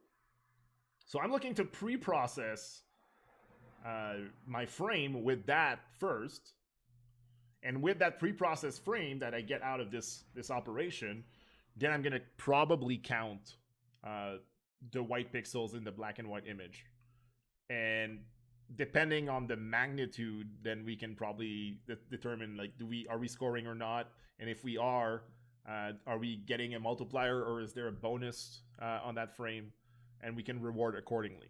Right, so my goal is to formalize this now. This pre-processing, if I were to go to the reward function that we called reward superflight simple, and I was passing only a game frame here. The reward function itself, and that's still something I'm thinking of, but I guess the reward function itself should be doing, the threshold thing, right? Could you backpropagate this rewards? Well, there is a way. Yeah, we could buffer for a while music down. It's not a dumb question, even though you said count. No, you could propagate. Like you could accumulate and then analyze your running your buffer when you're about to commit a value or something. Like you could remove like false positives maybe. Right, so if you have we're scoring and everything else before and after it is not scoring, maybe that's a point we could wipe off or ignore in terms of observation. But it requires a lot of setup to do stuff like that because I have to kind of delay my online learning and just like keep a buffer, and what I'm feeding into, like what I'm feeding into the neural net is not like what just happened, but just like, a couple of frames back. But on the pause menu, you could totally do it. Like, hey, you have to get creative. This is the cool thing, right? You're given a loop, and you're given a budget based on how fast you want your agent to work, and that's it. You have your budget in milliseconds. Whatever you put in there is totally up to you. Now there are a lot of techniques and a lot of modules that Serpent.AI can provide, but you can also use your creativity there and your experience. And try to build something, right? So what Shach is doing is kind of like outside of the box, at least in terms of the framework. But it very well might just do it. So trying to keep a bunch of frames around, or frame series or frame sequences, finding the final score, and back, like revisiting those observations and assigning some score based on what you see on that might work. That might just work. Yeah. That's what I like about personally. Of course, I'm biased, but that's what I like about the framework, is that whatever's inside of that loop is for you to use, right? You say, I want my agent to play like 6 actions per second, or 4 actions per second. That gives you a budget wall to wall to work with. You have 250 milliseconds to work with if you want 4 FPS. And that 250 milliseconds inside of here, it's yours, and you do what you want, right? You do what you want. So I work in a certain way. Someone's going to work in a different way, and that's it. We can all learn from each other after that. Yeah. Oh, it was the pause. I can see what you're literally like pause pause buffering. Nice. Oh, that's good. That's a good way to do it. So you don't want to do like the entire run or anything, and then try to, like assign rewards after that. But you were just like but it might have been annoying to watch. However, like that's the thing. So see, I'm trying to avoid these things because like I like to stream like the experiments running themselves over time in real time. So if we're doing a lot of pause like buffering to check the score, it would be a little annoying. Yeah, it would be a little annoying. Okay, so the processing is literally contained in here. Nope, not here. in the play one. Handle play. This is my pre-processing for the reward given a full color frame, full res, full color frame. Once I have that, then our job is to assign a score based on the amount of like white pixels after this pre-processing, right? Okay. What's up, Captain Toad? What program are you coding this in? You mean like the actual editor? Is that what you're asking? Because that is PyCharm. If you've never worked with PyCharm, you can get the community edition for free. It does like most of the stuff you will ever need for free. Yeah. All right. Okay. So time to do some damage. Time to get rid of what we had before. Let's just like do my favorite thing, spamming enter. And we're gonna bring whatever I established here in my play. That whole thing here should probably be its own little function. And I was appending to clean frame, and then I would have returned clean frame. Okay, now that makes sense. I think we can isolate that to its own little function. I'm gonna write pass here, just because I keep forgetting to do that. When it's empty, that's actually gonna cause like some errors. Okay, so we're ditching the previous way, and see, we already had like this before the edge case. We had like, hey, if it has like this around and this is the score, so on and so forth, right? Now let's bring in the new stuff, the new way of doing this. And I'm expecting a game frame in this, but we can say that the game frame is frames, and I think it was -2 because we never know the size of the sequence here. Essentially, and dot frame.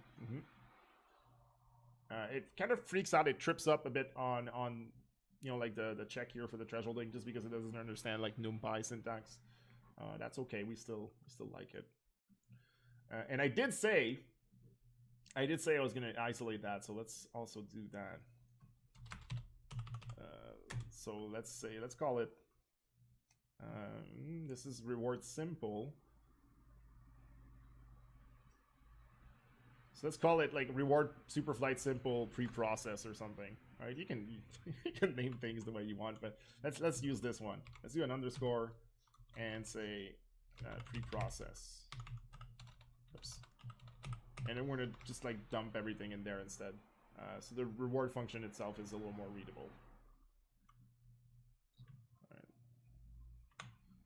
So we are going to get the frames here. Oops. And same thing applies, except that we're going to return the clean frame after that. And the clean frame is a thresholded, fully black and white, and literal black and white, like I said, so literally like binary image,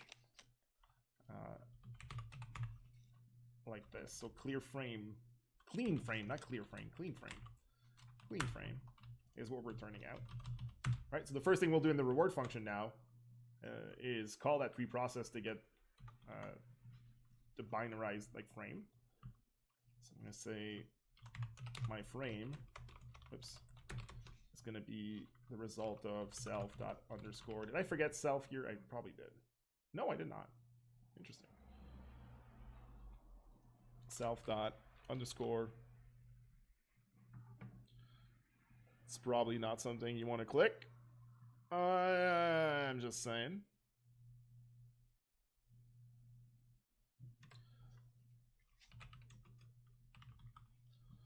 I didn't open my Bye. All right, cool. Self dot underscore reward superflight simple pre-process with frames, and that's giving us the black and white frame to work with. And then based on that, we can do the rest of the logic here, because most of that stuff was okay. And I can call it black and white frame just to kind of fit what we had. All right, so is scoring, how do we determine if we're scoring or not? That if there is a single white pixel in that pre-processed frame, there's a good chance that we are scoring. So that we're going to first establish like true or false. Are we actually scoring or not? there's a degree of scoring, but if we're not scoring, we can already decide that we're, like going to be punishing the agent. And the white pixel count out of this is like extracted like that. And then I was saying, if we're not alive on that frame, if we're dead, where was that coming from? Oh, it was based on the full color frame. So I will pass it frames. I think it's frames -2 dot frame, and that is the numpy. Yeah, that's gonna work like that. So if we're dead, like I said, max punishment. So -1. I'm looking because I want to know if it's still running. It is still running. We're good. We're good. I think we got a final finally got a solid loop on the lab channel. All right. So if we're dead, that doesn't change. Like max penalty. One thing I'll mention is you'll notice that the reward system is between -1 and 1. Right. So it's a float. It can be a float. It is for the most part a float between -1 and 1. The reason why we keep it there is because we like small values when we're working with neural networks. Using bigger value causes like greater shifts, and that can kind of affect the stability of your model. So you try to avoid that. So it's a good practice, a good rule of thumb to use smaller ranges like that. The other thing I want to mention about the reward system, or whatever, the reward score that's going to come out of there, is that the numbers themselves don't matter that much, right? Not that much. It's a scale. The big issue when trying to talk about this or present this information to people is that they will assume that, for example, like, hey, negative something is a punishment and 0 is, or the most common thing that happens is that 0 is bad, right? So people think, oh, I got 0, so that's bad, that's nothing. But you have to think that 0 is literally in the middle of that scale, right? So it's only like, it's like a 50%. You have to see it like that. You don't see 0 as nothing, as nothingness. Right? You have to see it as it's in the middle, right? So it's a little hard sometimes for people that are watching and kind of like consuming like the information in the terminal while the experiment is running, that 0 is fine, right? Because right now I'm assigning 0 to scoring. If we are scoring, I'm saying like, you know what, that's going to be a 0. And then for the most part, like, people don't get like why, if we're scoring and that's supposedly a good thing, it's getting 0. But it's you have to see it the other way around. You have to say like, hey, it's actually 50%, right? So I'm giving you 50% of the max score I could possibly give you. You see it like that, and it makes it a little easier to understand, right? All right, and now we're gonna have to figure out new ranges here. That's the other thing, because I don't think these ranges apply anymore. But we did have like our values. So if we want to establish new ranges, I think the best way to do that would be to just print the white pixel count and analyze like manually, like visually by playing, what sort of white pixel count we're getting out of that pre-processed frame. So let's do that. Now I would have to modify my play here, and I'm not going to dump the frames or anything, but we're going to bring this back. And we're not going to print the reward, but we are going to call the reward function with the game frame in that position. So why am I going through this process here of passing it? Because this reward function is something in Serpent.AI that should be expecting a series of frames. That's just how I set it up. So we are working with the one frame here, but I'm going to structure it in a way that looks like a series, and we're just going to focus on the one before last. All right, so let's do that. Let's run play. I don't really think I need anything, and that's going to start outputting, when I do that, as I play, it's going to start outputting the amount of white pixels out of that pre-processed frame. And that's the important information here. So I can start playing. I could play with the controller and just not be as shitty at the game, he says. Still remains to be determined. But right now, see, I'm scoring, not scoring. We're gonna wait for this guy to, and I finally figured out why it's taking this long to start, right? It's not because the framework's a piece of crap or anything. It's because it's waiting for a full frame buffer in the frame grabber, and if we're not capturing at 30 FPS, that does take a while. right? That does take a while. So let's make sure that, see, now when I don't score, I get 0. So that part is actually pretty good. That's not the reward. That's the amount of white pixels out of the pre-processed image. Now, if I start scoring, we'll see some values here. So we're trying to establish a range, like I said. Now, see, that was bigger. And now I have a multiplier, so all the values are sort of bigger. It's going to be hard to really determine. So I think the thing that makes sense is probably to start mapping them manually to an actual string to evaluate our... I think the initial... Nah, I don't know. I don't think our initial one, like our previous ones, are working anymore, because I used to probably like make them blocks of white pixels. You see, now we had the multiplier and it was at like 500. Highly subjective type of work right now. So I could use some eyes. If you guys are there and have some eyes for me, and you're able to give me what you think as I score, like, because I'm trying to keep an eye on it. Seems like it doesn't even ever reach 300 when the multiplier is not there.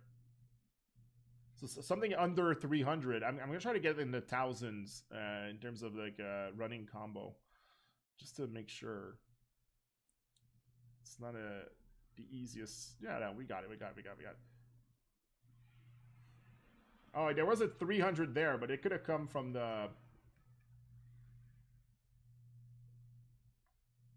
It could have been coming from that multiplier.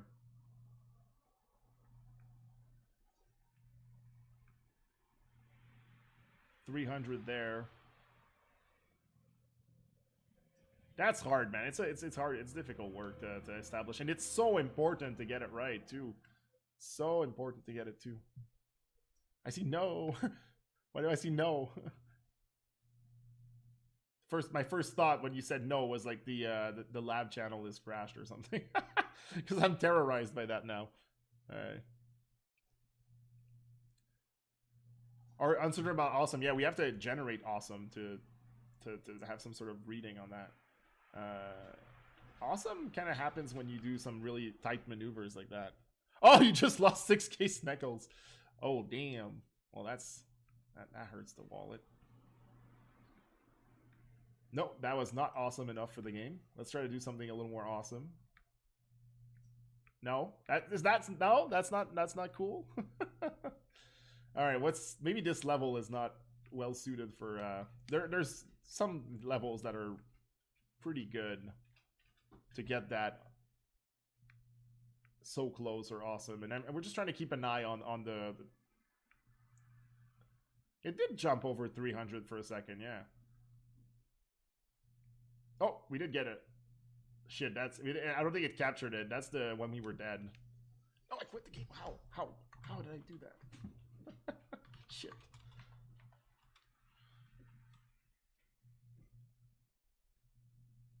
Well, I think we got a good start, like, for sure.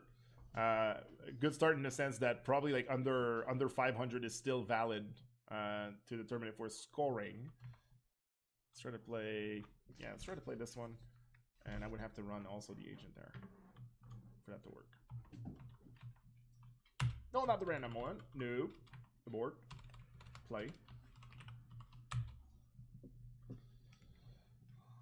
Alright, that's going to eventually focus on the game in a second.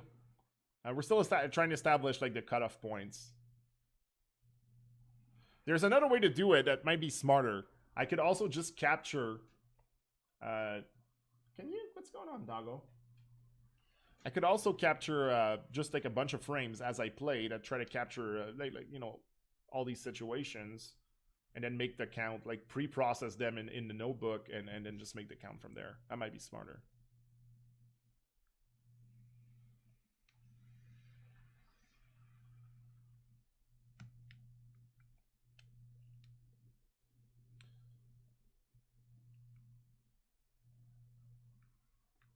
The raw white values work.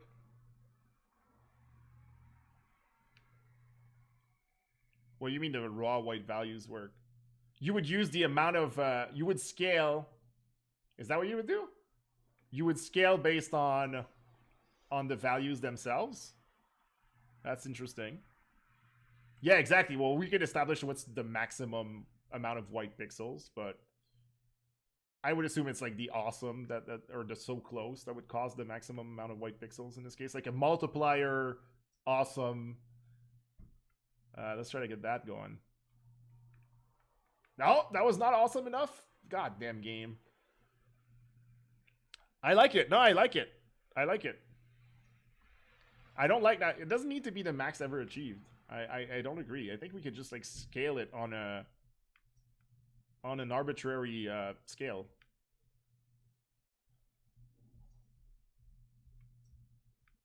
No, I'm trying to get that awesome so bad, and it's not happening. I'm really trying to see like how much. Okay, that's probably gonna get a good place for that. Yeah, there you go. Awesome. It just spiked to like 5,000, right? With awesome. Yeah, some cap. Yeah, I agree. I think we were saying the same thing, Josh. So maybe I say like, hey, 10,000 is the max, and because yeah, the amount of white pixels might be interesting. It might need to be normalized like pretty roughly to work. Because some numbers use less, like some digits use less pixels than others. So if you go from like 90 to like 111, maybe you'll have more pixels in 90 than in 111.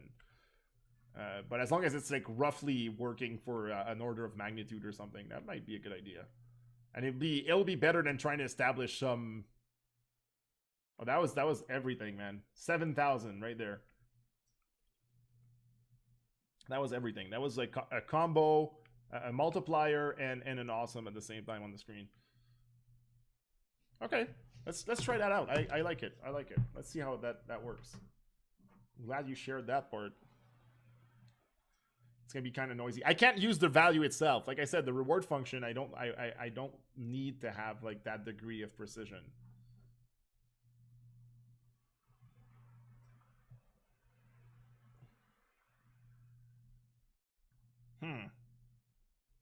Yeah, of course it's tricky. I was gonna. So we have the white pixel count. The death detection should still be in place, and it should still return -1 when the moment we die. I'm not touching that. If we're not scoring, the punishment also on that scale of -1 to 1, I want to leave it there. It's rather abrupt, but like I said, otherwise I know what's going to happen. Otherwise the agent's going to figure out that it's super safe to just hover around and not do anything. So this needs to be steep enough a punishment to dissuade the agent from doing that. Because otherwise it's going to say, hey, you know what? Like I noticed I don't really die and reach terminal state if I just like hover around.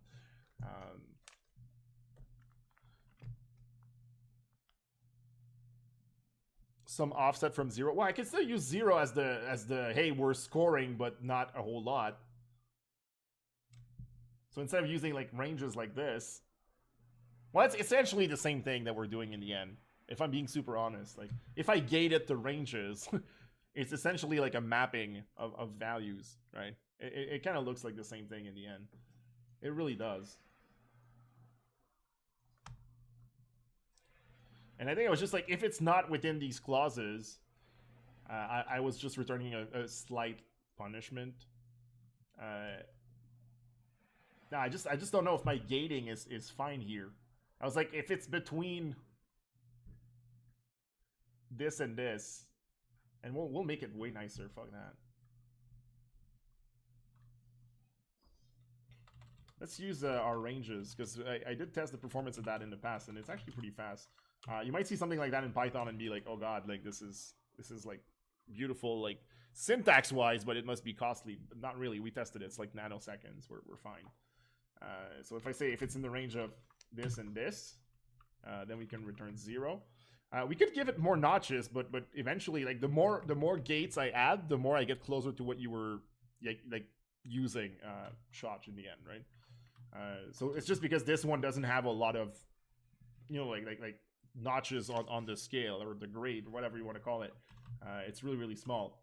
The second I'm above 500, right? So if I'm in 501 and above, and I think it was like up to what, like 4,000. The multiplier, yeah, that's the tricky part, man. The multiplier, because we've seen the awesome, we've seen the close, and we have a good idea. This is why this is the only time where it becomes interesting to use the raw pixel values, like you said, the raw counts, because I don't have to actually determine myself, right? The like the gates for this, the actual ranges. I can just let it scale naturally, which is sort of interesting too. I'm almost tempted because it's easier than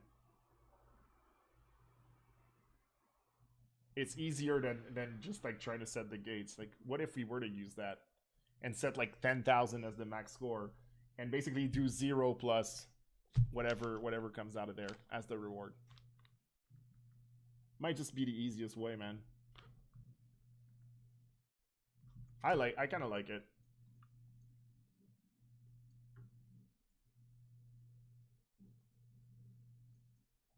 Oops, that is a big ass break point. All right, let's do it. Let's do it. If we're scoring, we're gonna return the white pixel count. I don't even think I need to well, it's not normalizing it, but it's just a division based on an arbitrary cap that we've established at that resolution. So 10,000, like the biggest I've seen is like 8,500. So let's just give it some room, right? And say that we're going to return the white pixel count divided by that. It just seems like yeah, and it's actually pretty important. That's why I'd rather do it that way, Shaj. I agree with you, because if I gate it manually and I get it wrong, I get the range wrong, it will do a lot of damage. It potentially can do a lot of damage, because a lot of the behavior that we get out of the self-learning is driven by the reward function. So it's actually super important to get it the right way. So I like this. At least it scales naturally with the amount of like white pixels that we get out of the pre-processed frame. So let's return based on that. Try to see what happens. Hopefully we'll never see more than 10,000.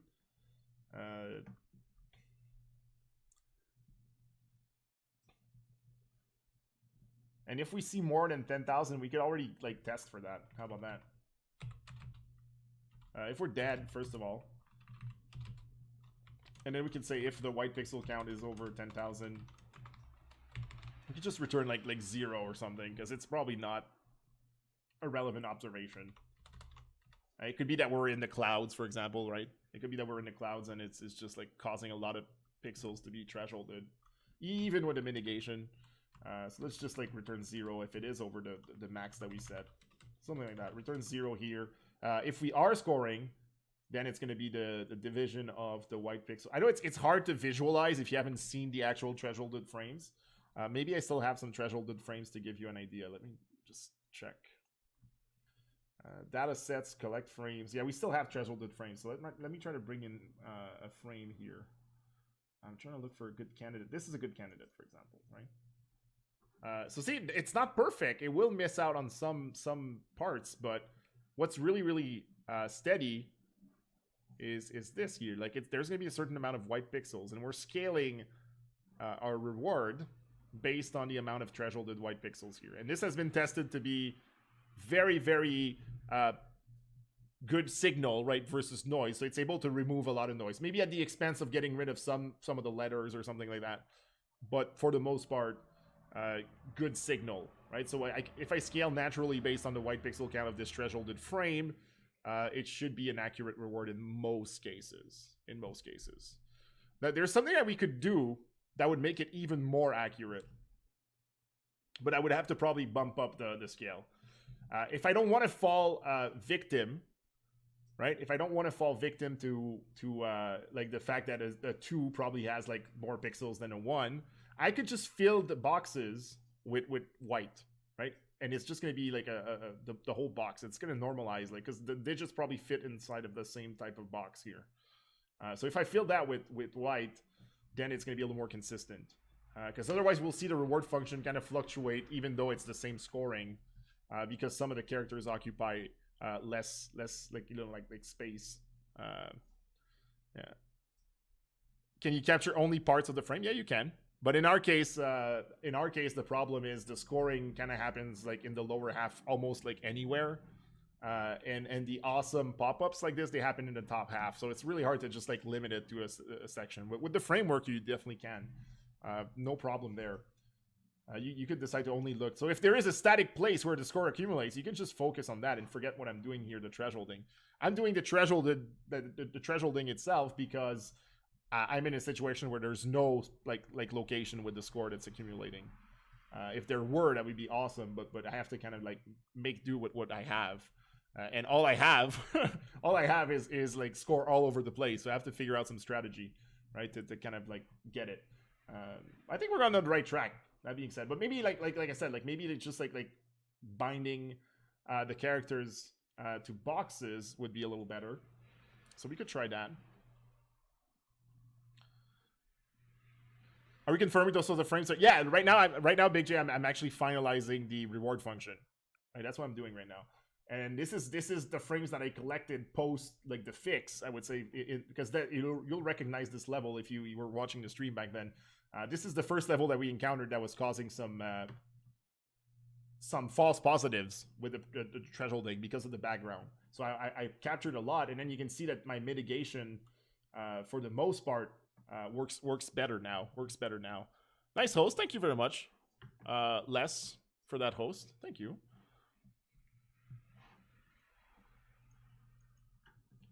I see. There's still artifacts. That's an illustration of the potential artifacts here. It's still a thing. It can still happen, but it's been mitigated as much as I can, so why in this case is it's showing, and if you remember the sort of garbage we were getting, you understand that this is still very, very good. But why am I getting this? Because the garbage that's not part of the numbers is close enough for my rule of extending the bounding box, so it gets included with it, right? It gets included with it. But that's what we have right now. So the only thing I will do, and it's super easy to fix, turns out, in my pre-processing for the reward function that I do on the frame, instead of adding the contents of the black and white frame to the new clean frame, I can just fill it with white like this, right? Now we're gonna get different numbers, however, right?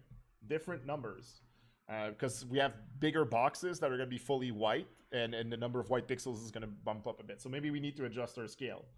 The 10,000 as a max might just not be the right thing anymore. So let's just play around again and keep printing the white pixel count just to make sure that with this new processing, that might be also slightly more efficient. That we are well, okay, well, we need to determine like a new max. So I need to get into this situation in the game where, you know, like we get the multiplier and something like that, just to get a sense of so I'm gonna start it over again. Let's go back to the game. Oh, it's still paused. Oh no, I can't rescue that one. I need to restart it so it considers the new code. And once we have a reward function, I'm gonna output the reward score as I played, just to test that it makes sense. If we see some garbage in there that doesn't make sense, we're essentially doing a bit of manual validation.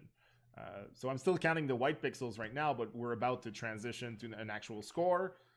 Once we get the score, we're gonna be able to determine, like, you know what, like, is this like good to go? Like, as if you observe my gameplay. Are you going to be, and you see the numbers go up now. The numbers go up because they are full white boxes and not just the character itself. So the entire bounding box of the detection is filled with white. So and now we have a multiplier in there. It doesn't have a big effect on the amount of, I don't know if it's detecting it properly, honestly. But then our new approach is also fine. Like the more, yeah, there was a bit of a jump, but it's almost like it doesn't detect it then after that. Yeah, let's try to get some sort of like awesome. If I manage to fly through, oh fuck, oh what? Yeah, pro player, by the way. How much did it? Okay, 15,000 maybe. Maybe we could do like 16,000. with the new scale? What do you guys think? 16,000. And then what's cool is I can update, even if we don't really get further than that for today, I could update the lab, right, with this new code, and the lab could start showing the reward function with the random player. So that'd be a little bit of an upgrade. We could visualize the reward score of the random agent, how it would be performing according to our way of punishing or rewarding the agent. We're definitely making interesting progress. That's cool. That's good stuff.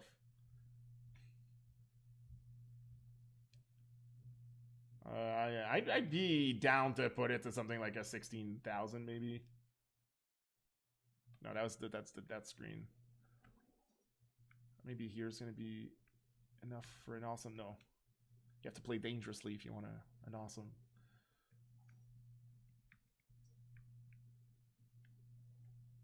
It is counting the white pixels. We're applying, as per Shash's suggestion, we're applying a bit of a ratio of the white pixels against a theoretical cap, but the white pixels are not the white pixels from the screen. They're actually pre-processed, a pre-processed full color frame. So it's a little like that, but there's additional processing done. So see 16,000 here.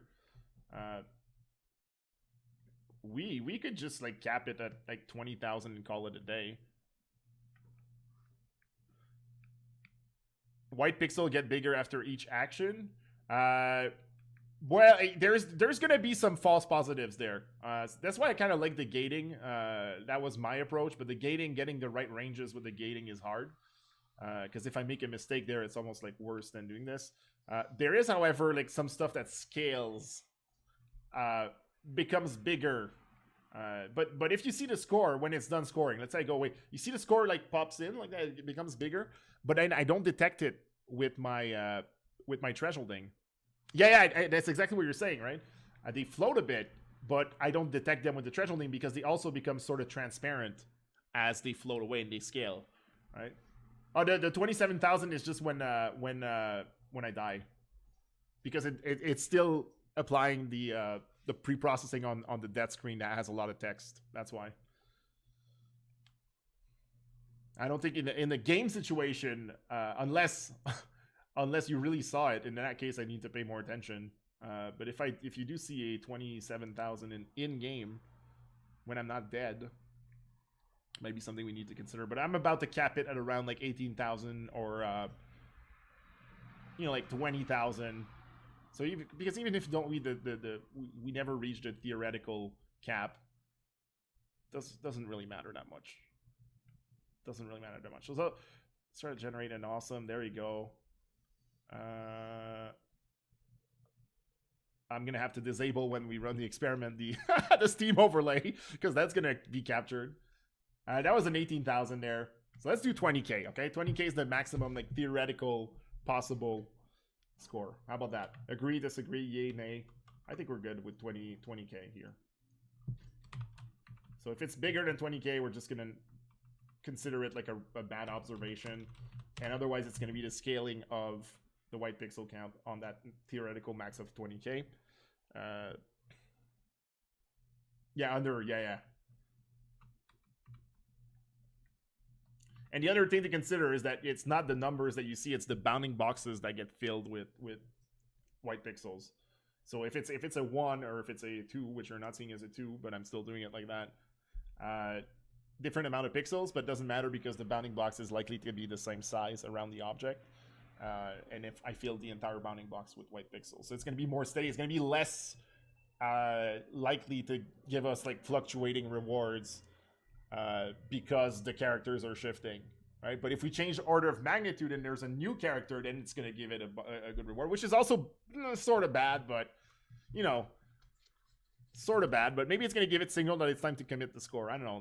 Let's try to see the positives here. Okay, so that we can take for a spin now.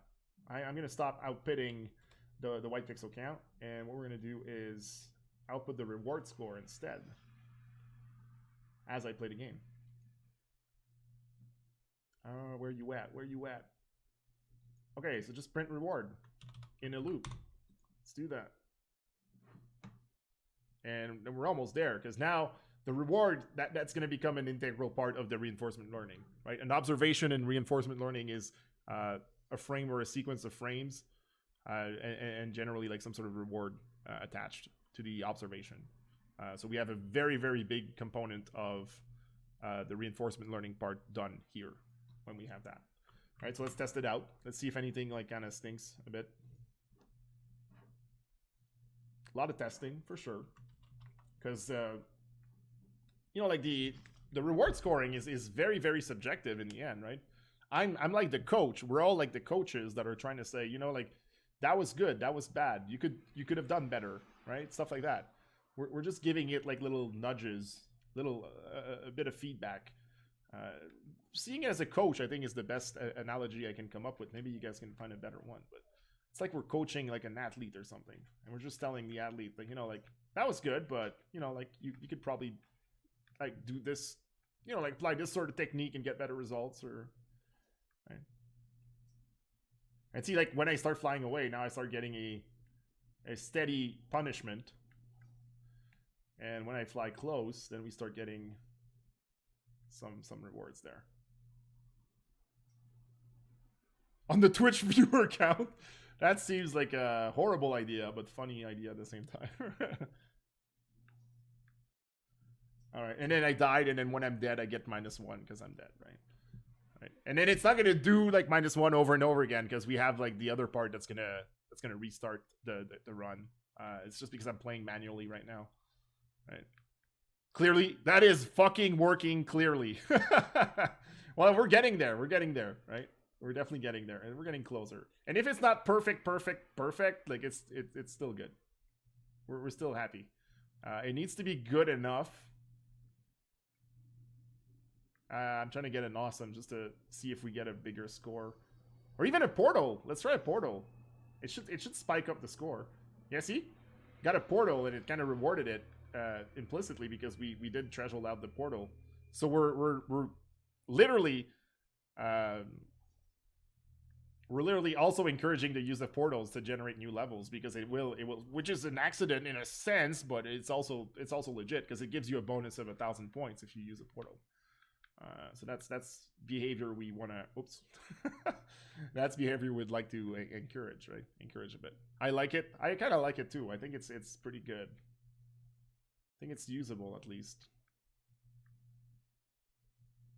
Now, what I really want to see is our random agent using this.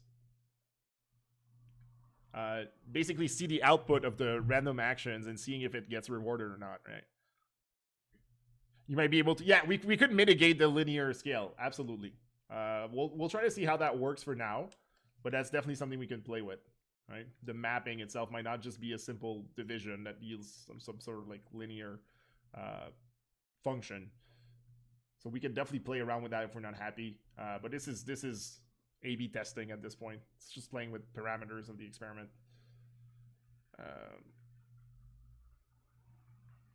Yeah, I mean, for something that's entirely based on frames, I think we have something that works pretty well, right? I think it'd be hard to do like way better than this. I think we have a good solution on our hands, right? So do we want to try on the random agent? So let's have the random agent play as usual, but let's add the reward score, perhaps. Right? How about that? That might be a nice transition there. Because the next step is starting to work on PPO, and that's going to be a big chunk. That's going to be a big bite to take. Like this is us like jumping with both feet in the machine learning stuff. So I don't know if we have time today or not. I'm not going to go as long as I usually do on Sundays because I started too late. But let's try to apply it to that random agent. How about that? Let's start with that. And then we'll see if we want to take a chunk out of PPO like right away.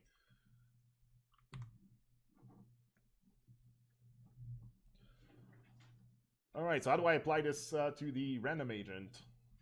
Hello, doggo. Well, it's probably as simple as this, really. It's probably just like asking for the reward when we get the frame. And I could ask for the reward when... Would I ask for the reward before I'm dead? I think... Because I'm already asking in here if I'm alive or not. I could skip the check for is alive altogether.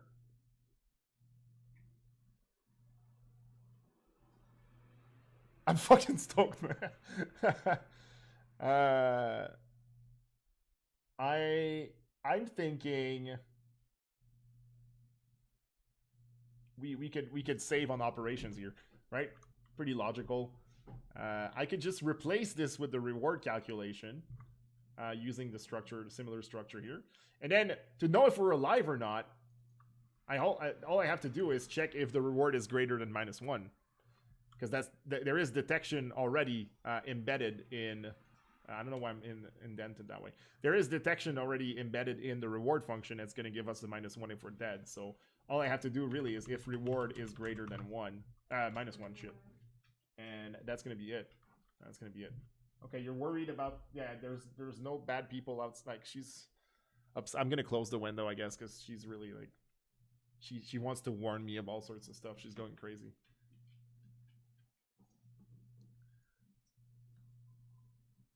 It's like, dude, someone's walking outside, like 500 meters away. Like, okay, it's good. We're good. It's all right. It's okay.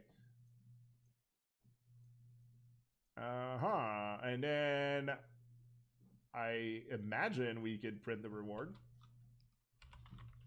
Also on top of that, well, no, we could use our if we're not dead. But then if we're dead, we would also want to print it.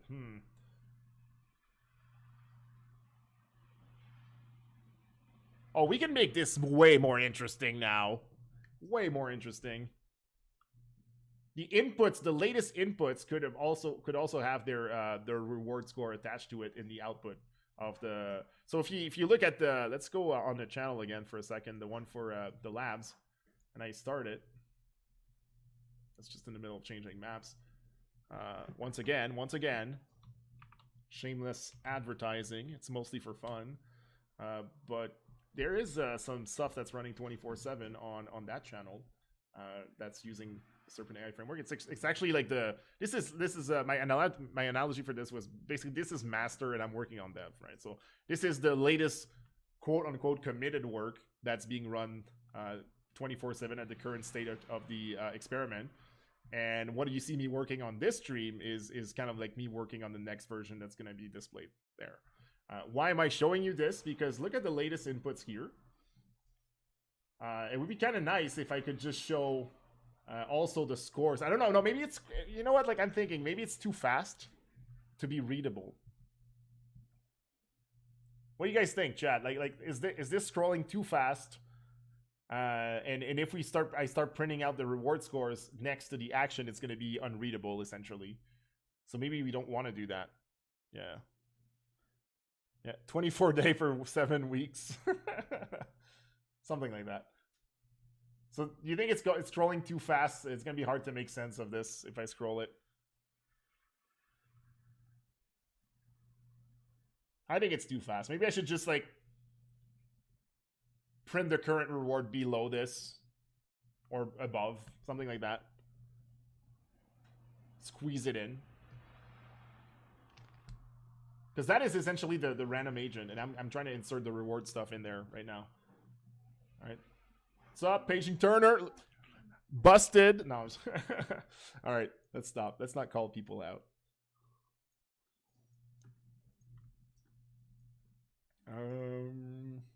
Yeah, no, maybe we could squeeze it in.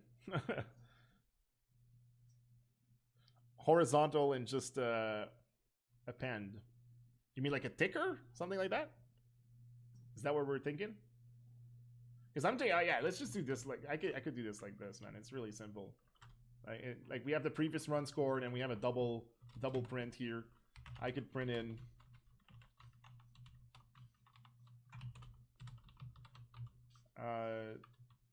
the reward.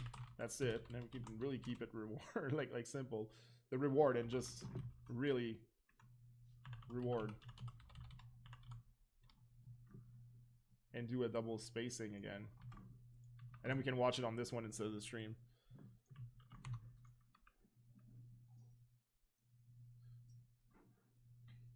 Yeah, let's try that. Not a big change, but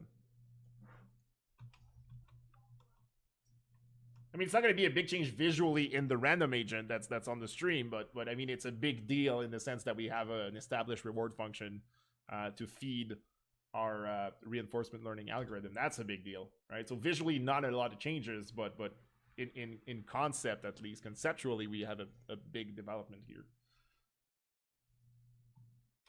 All right, so I'm just gonna crash. I'm gonna start from a crashed place.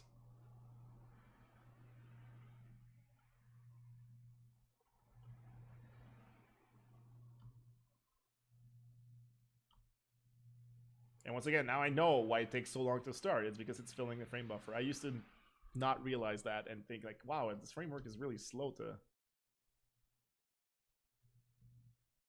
All right, so there you go. Reward -5, and then it's gonna randomly fly by something at some point. Get some rewards. This one's gonna be a little more inconsistent because it's not me playing. It's literally random inputs.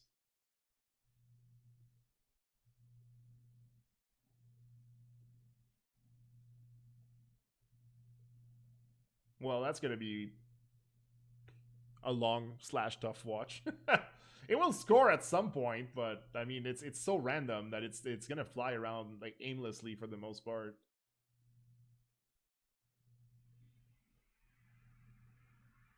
Like I said, not a big visual upgrade on that yet.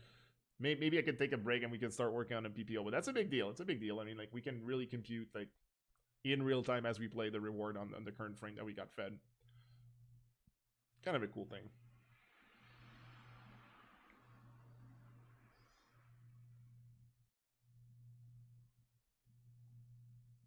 I'm waiting for it to do something that, yeah, there we go. That's some score right there.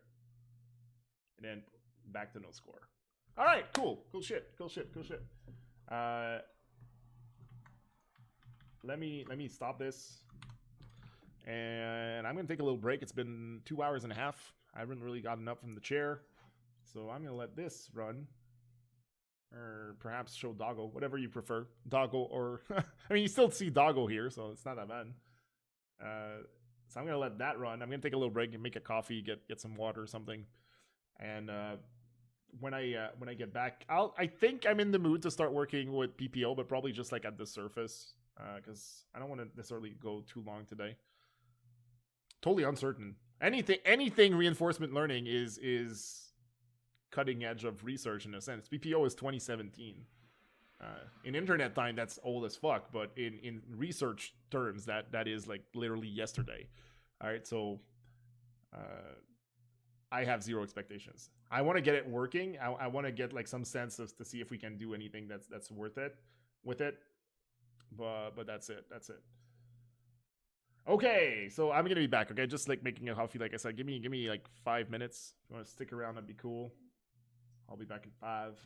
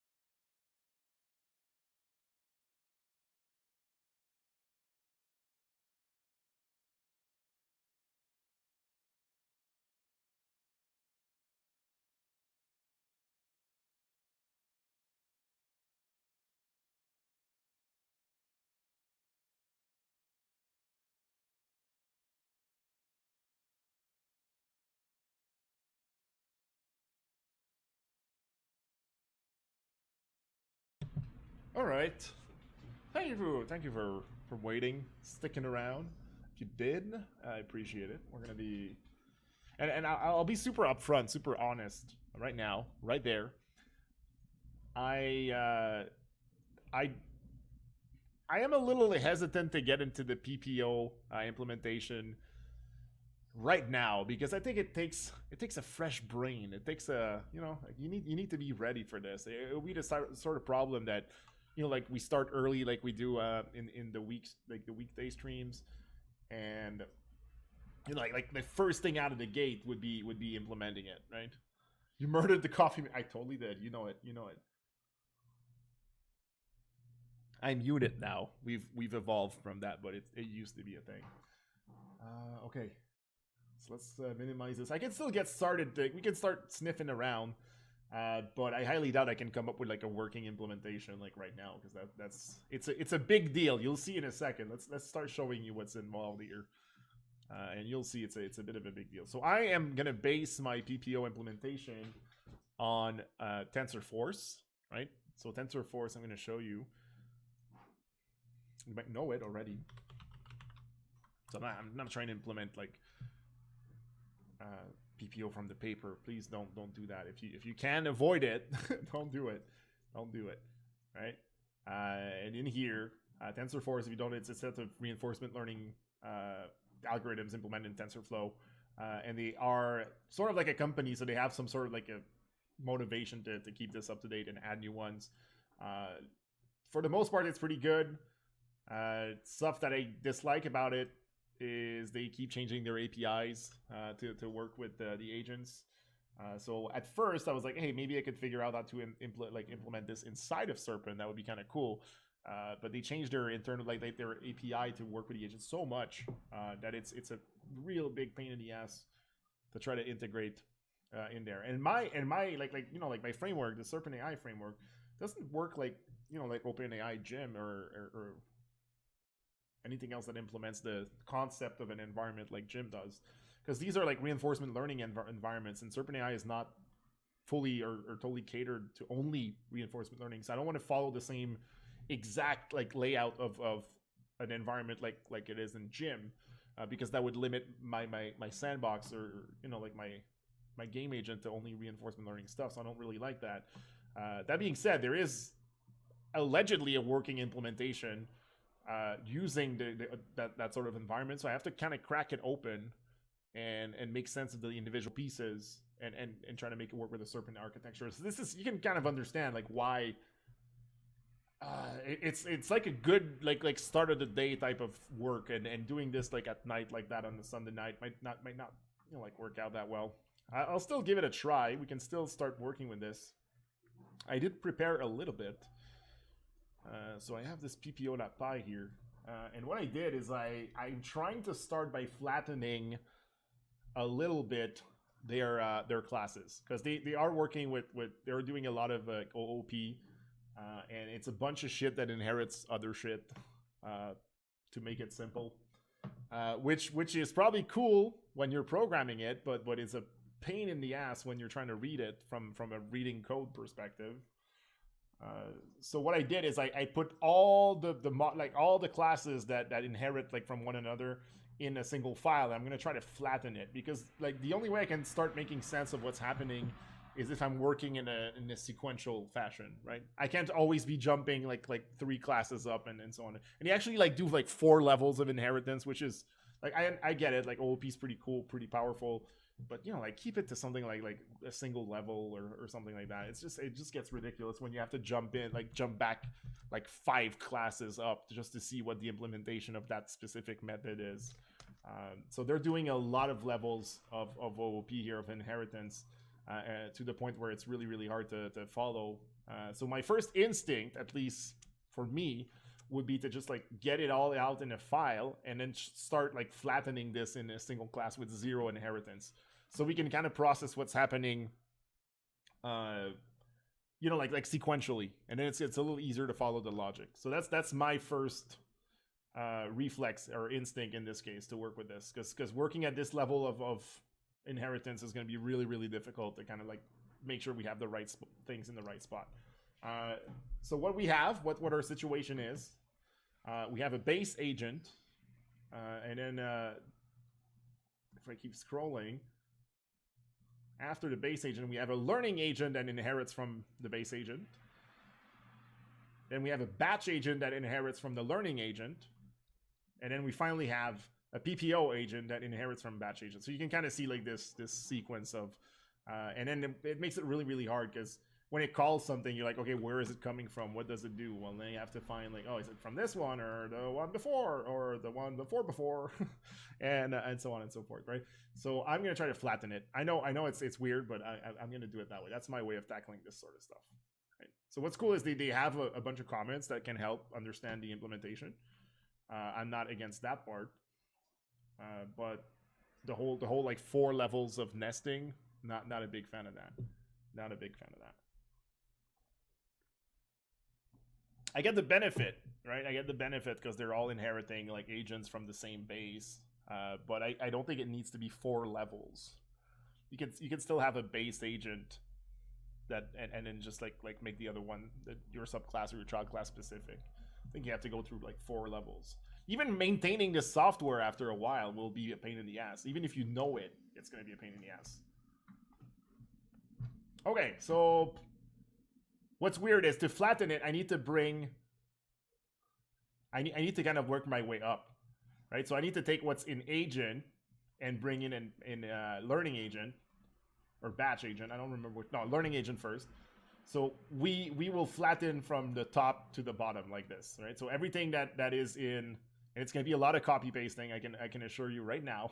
And we have to follow the super calls and everything. So it's going to be confusing a bit. It's not easy work. Not necessarily easy work. But for me to understand it, for you guys to understand, if you want to follow along, like that's going to be a blessing to have it in a sequential fashion. If you don't have that in a sequential fashion, it's just forget it. Right? Your hopes of understanding this is probably just like at that point reading the paper. And that's it. And good luck with that. All right. Some people are good at it. I am not one of them. Some papers I did understand and translate the code, but it's not. If you can avoid it, you just don't want to do that job. Okay, so base. Let's merge agent inside of learning agent, and there's a lot of shit. God damn it. Maybe beneficial to work with 2 tabs here on the same file if we can do it in this browser, this editor. I don't know, split vertically. Yeah, we can. Nice. So let's keep one around. I know you guys are going to be like missing out on that part of the screen, but trying to fix that a little bit. Okay, so I'm going to drive this one to learning agent, right? You guys understand the sort of work that we're going to be doing here? It's not necessarily fascinating. It requires a lot of focus. And that's not even to understand PPO or its implementation. It's just to prepare our understanding of PPO, right? But it's sort of necessary. Sort of necessary. So, all right, and then I'm gonna go back up here. Okay, so let's compare the inits. Pretty sure that everything here is identical except for the scope, which we likely will not use anyways. Because I'm not planning to use the flattened class. The flattened class itself, I'm not going to use it per se. I'm going to use it to understand the PPO implementation. And then I'm going to break that one apart to make it fit with the Serpent architecture. So it is work. It is definitely work. But first, I flatten it. I assemble it in a single class. I get rid of the inheritance just to understand PPO. And then we smash it up in pieces again and plug them in the Serpent framework, right? I am a lot tired. I'm just staring at the screen. I'm also very tired, so I don't know how long I'm gonna go. I know it's shorter. It would be a shorter stream, but yeah. What we making? Well, you're getting into some heavy shit, my friend. We're implementing proximal policy optimizations, and no, I did not pull that out of my ass. It is a policy-based reinforcement learning algorithm that OpenAI presented in 2017, and I'm trying to implement that in my project. It is going to be a pain in the ass. I can promise already. Right? All right, so this kind of like super call is absolutely useless in this case, and I can promise you they're going to do a super at some point in the init. That is a massive constructor. What the fuck?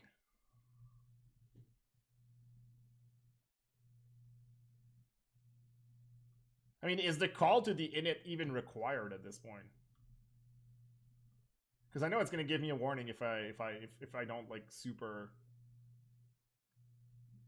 Hmm.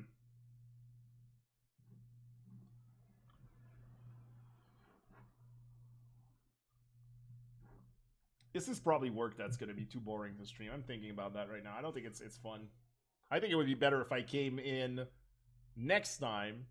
Is Snake broken? I could try to fix Snake if it's not responding.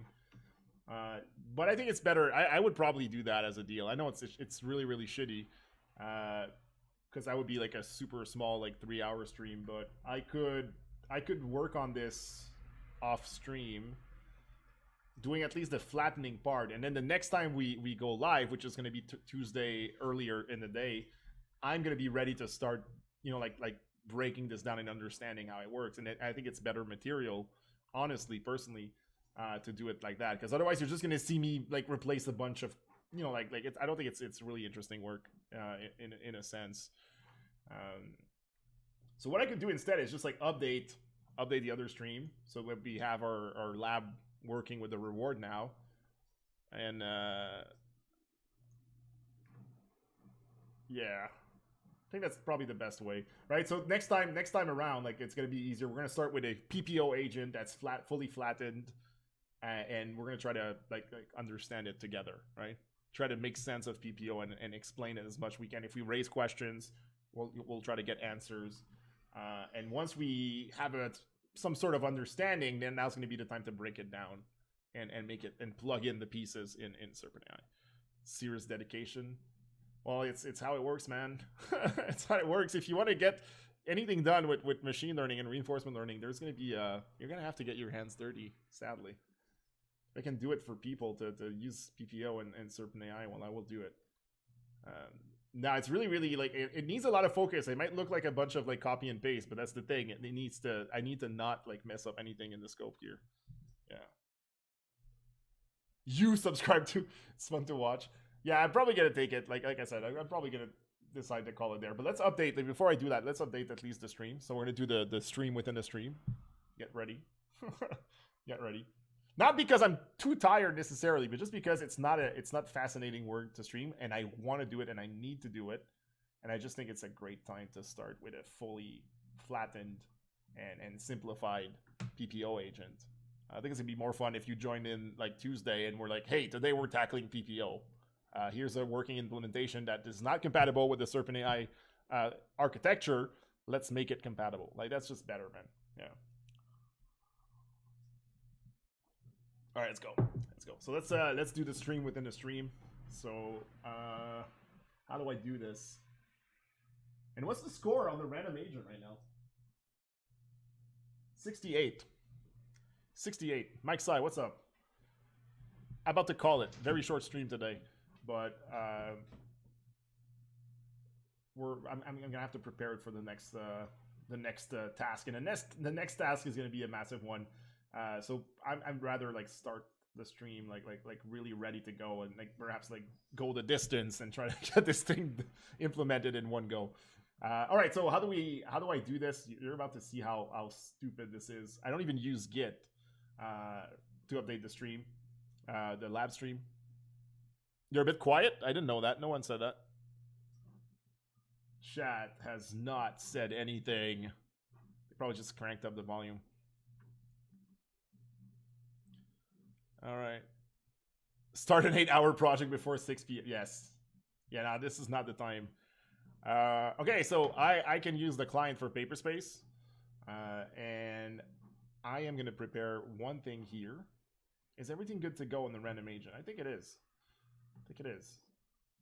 And when you see it, chat, you're gonna you're gonna be like, oh my god. Like, we're back to like the 90s. All right. So let's grab all the code here. I'm pretty sure our random agent is good to go. So I'm not gonna touch that. Not paying attention to the audio. You have a PO box. I don't. I need to get that at some point. But man, like the expenses are just like ridiculous right now. Like the new server, the GPU server is like $200 a month. I don't have that sort of money, but I'm still doing it. So I don't know. PO box would be what, like another like 150 a year or something.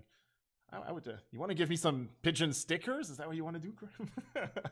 I would take some stickers. All right. So I will. Did I just copy them out? Okay. First step. Did I?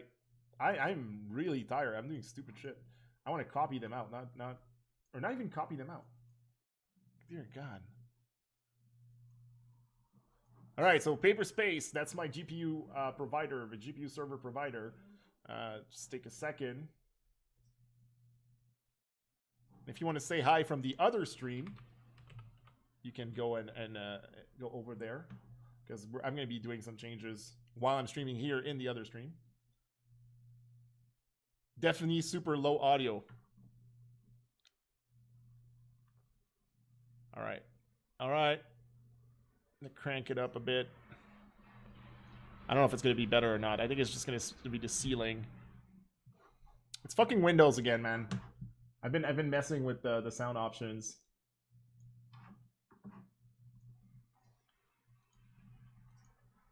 I don't want to. I want to bump this up, man. Like the last time I touched this in Windows, like I destroyed everyone's ear. Like I blew eardrums out. And I'm afraid that the next time I restart, it's gonna be like bad. I would bump it. I trust you, Mike. But how? By how much? By how much? You guys need to say that shit. All right, let's. This is probably gonna be super loud. This is let the ears bleed. Let the ears bleed. Is it not bad? I can't trust anything. Like my indicator in OBS is kind of telling me that I'm pretty hot right now. I'm going pretty hot with the mic. Good. This is good. Now it's good. Now it's good. Good. All right. Cool. We did a thing. Better now. Okay, Mike is still not satisfied. It's like, it could be better. It's better, but it's not the best. Better is not best. All right, let's do this, and let's call it for now like that. All right, cool. But if you lean into it, shit, I tend to do that sometimes. So that's yeah, that's a little scary, because I do tend to do this sometimes, and I'm just like manually like backing off, but. Sometimes I'll get excited and I'll get intimate with chat and shit. You'll let me know. You'll let me know if it's bad. All right, so I just log in like this. It's actually pretty cool, right? I am gonna stop the experiment. So let's Alt Tab here and spam Control C until something happens, right? Until something happens. There you go. Sometimes he likes to Barry White. Yes, I kind of like it. All right, and then I'm gonna kill the game. And like I said, just you wait. Just you wait. Let's FTP upload sort of that shit there. I'm gonna drag it in the visual client. Boop. And that's how we don't need like version control. Nah. And I'm gonna go AM. And this is on the other stream right now, so I'm kind of showing some non-professional content on the other stream. And in plugins here, full wipe. Bloop. And bloop. The advantage of working with plugins, that's pretty cool, man. I can just like bring them in like this. And I can buy this, and we should be good. Should be good. I should be able to say launch Superflight again.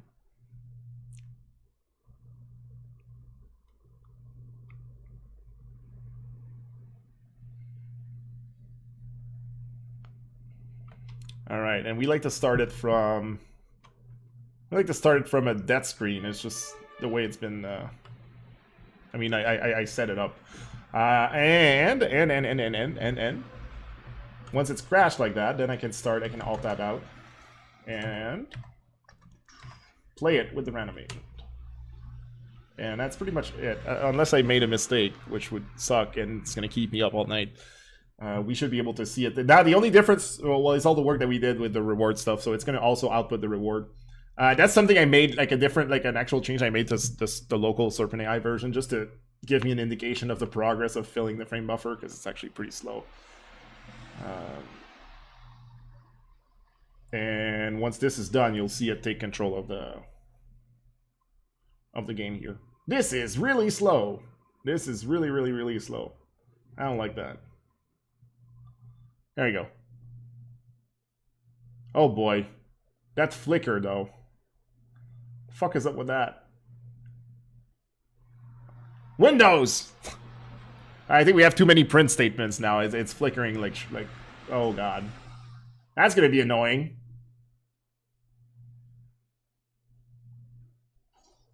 That's something I'm gonna need to fix. Or try to find a workaround. That's way too annoying. The flicker in the terminal.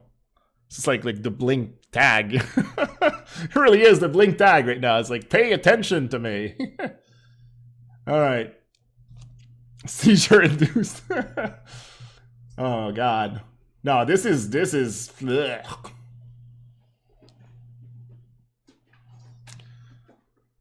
Alright, I'll figure it out. I'll leave it like this for now. But now at least you kind of see the reward.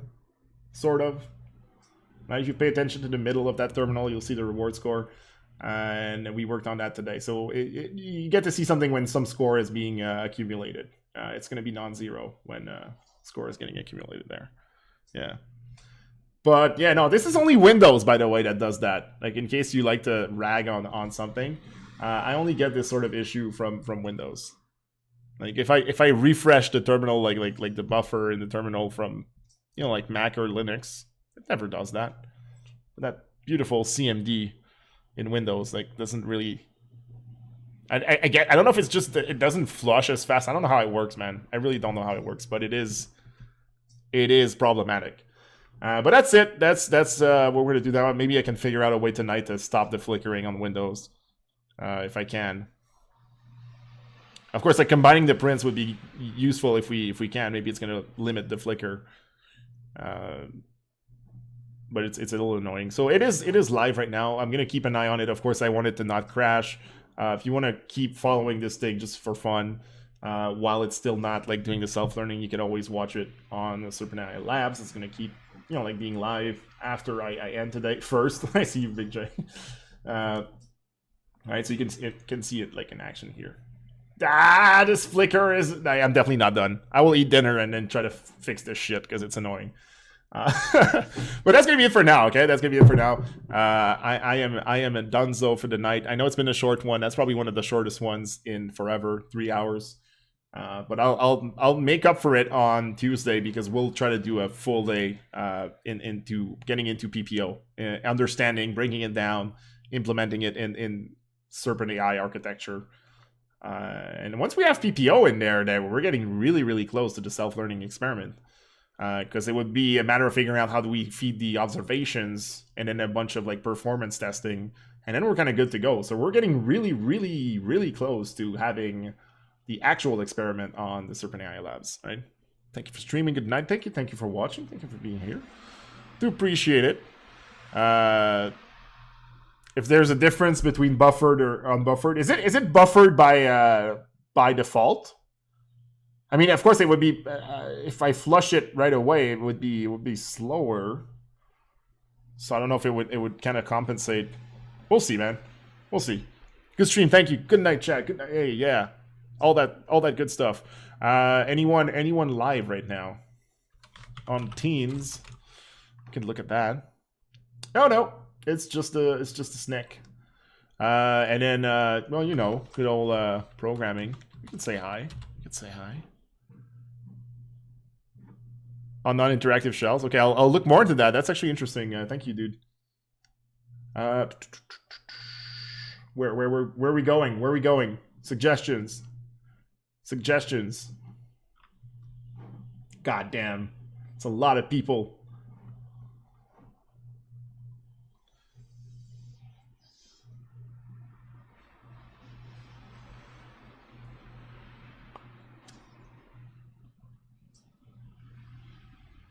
I just timed out. We're not gonna host. Fuck it. No suggestions. There you go. That's it. It happens sometimes. I'm sorry. I did not manifest. It did not manifest at all. So we're just poof, disappearing in ether. It is Sunday night. That is fine. That is fine. I mean, follow. I could check my follows. That's the other thing, but that's it. That's pretty much it. Bye bye. Boom.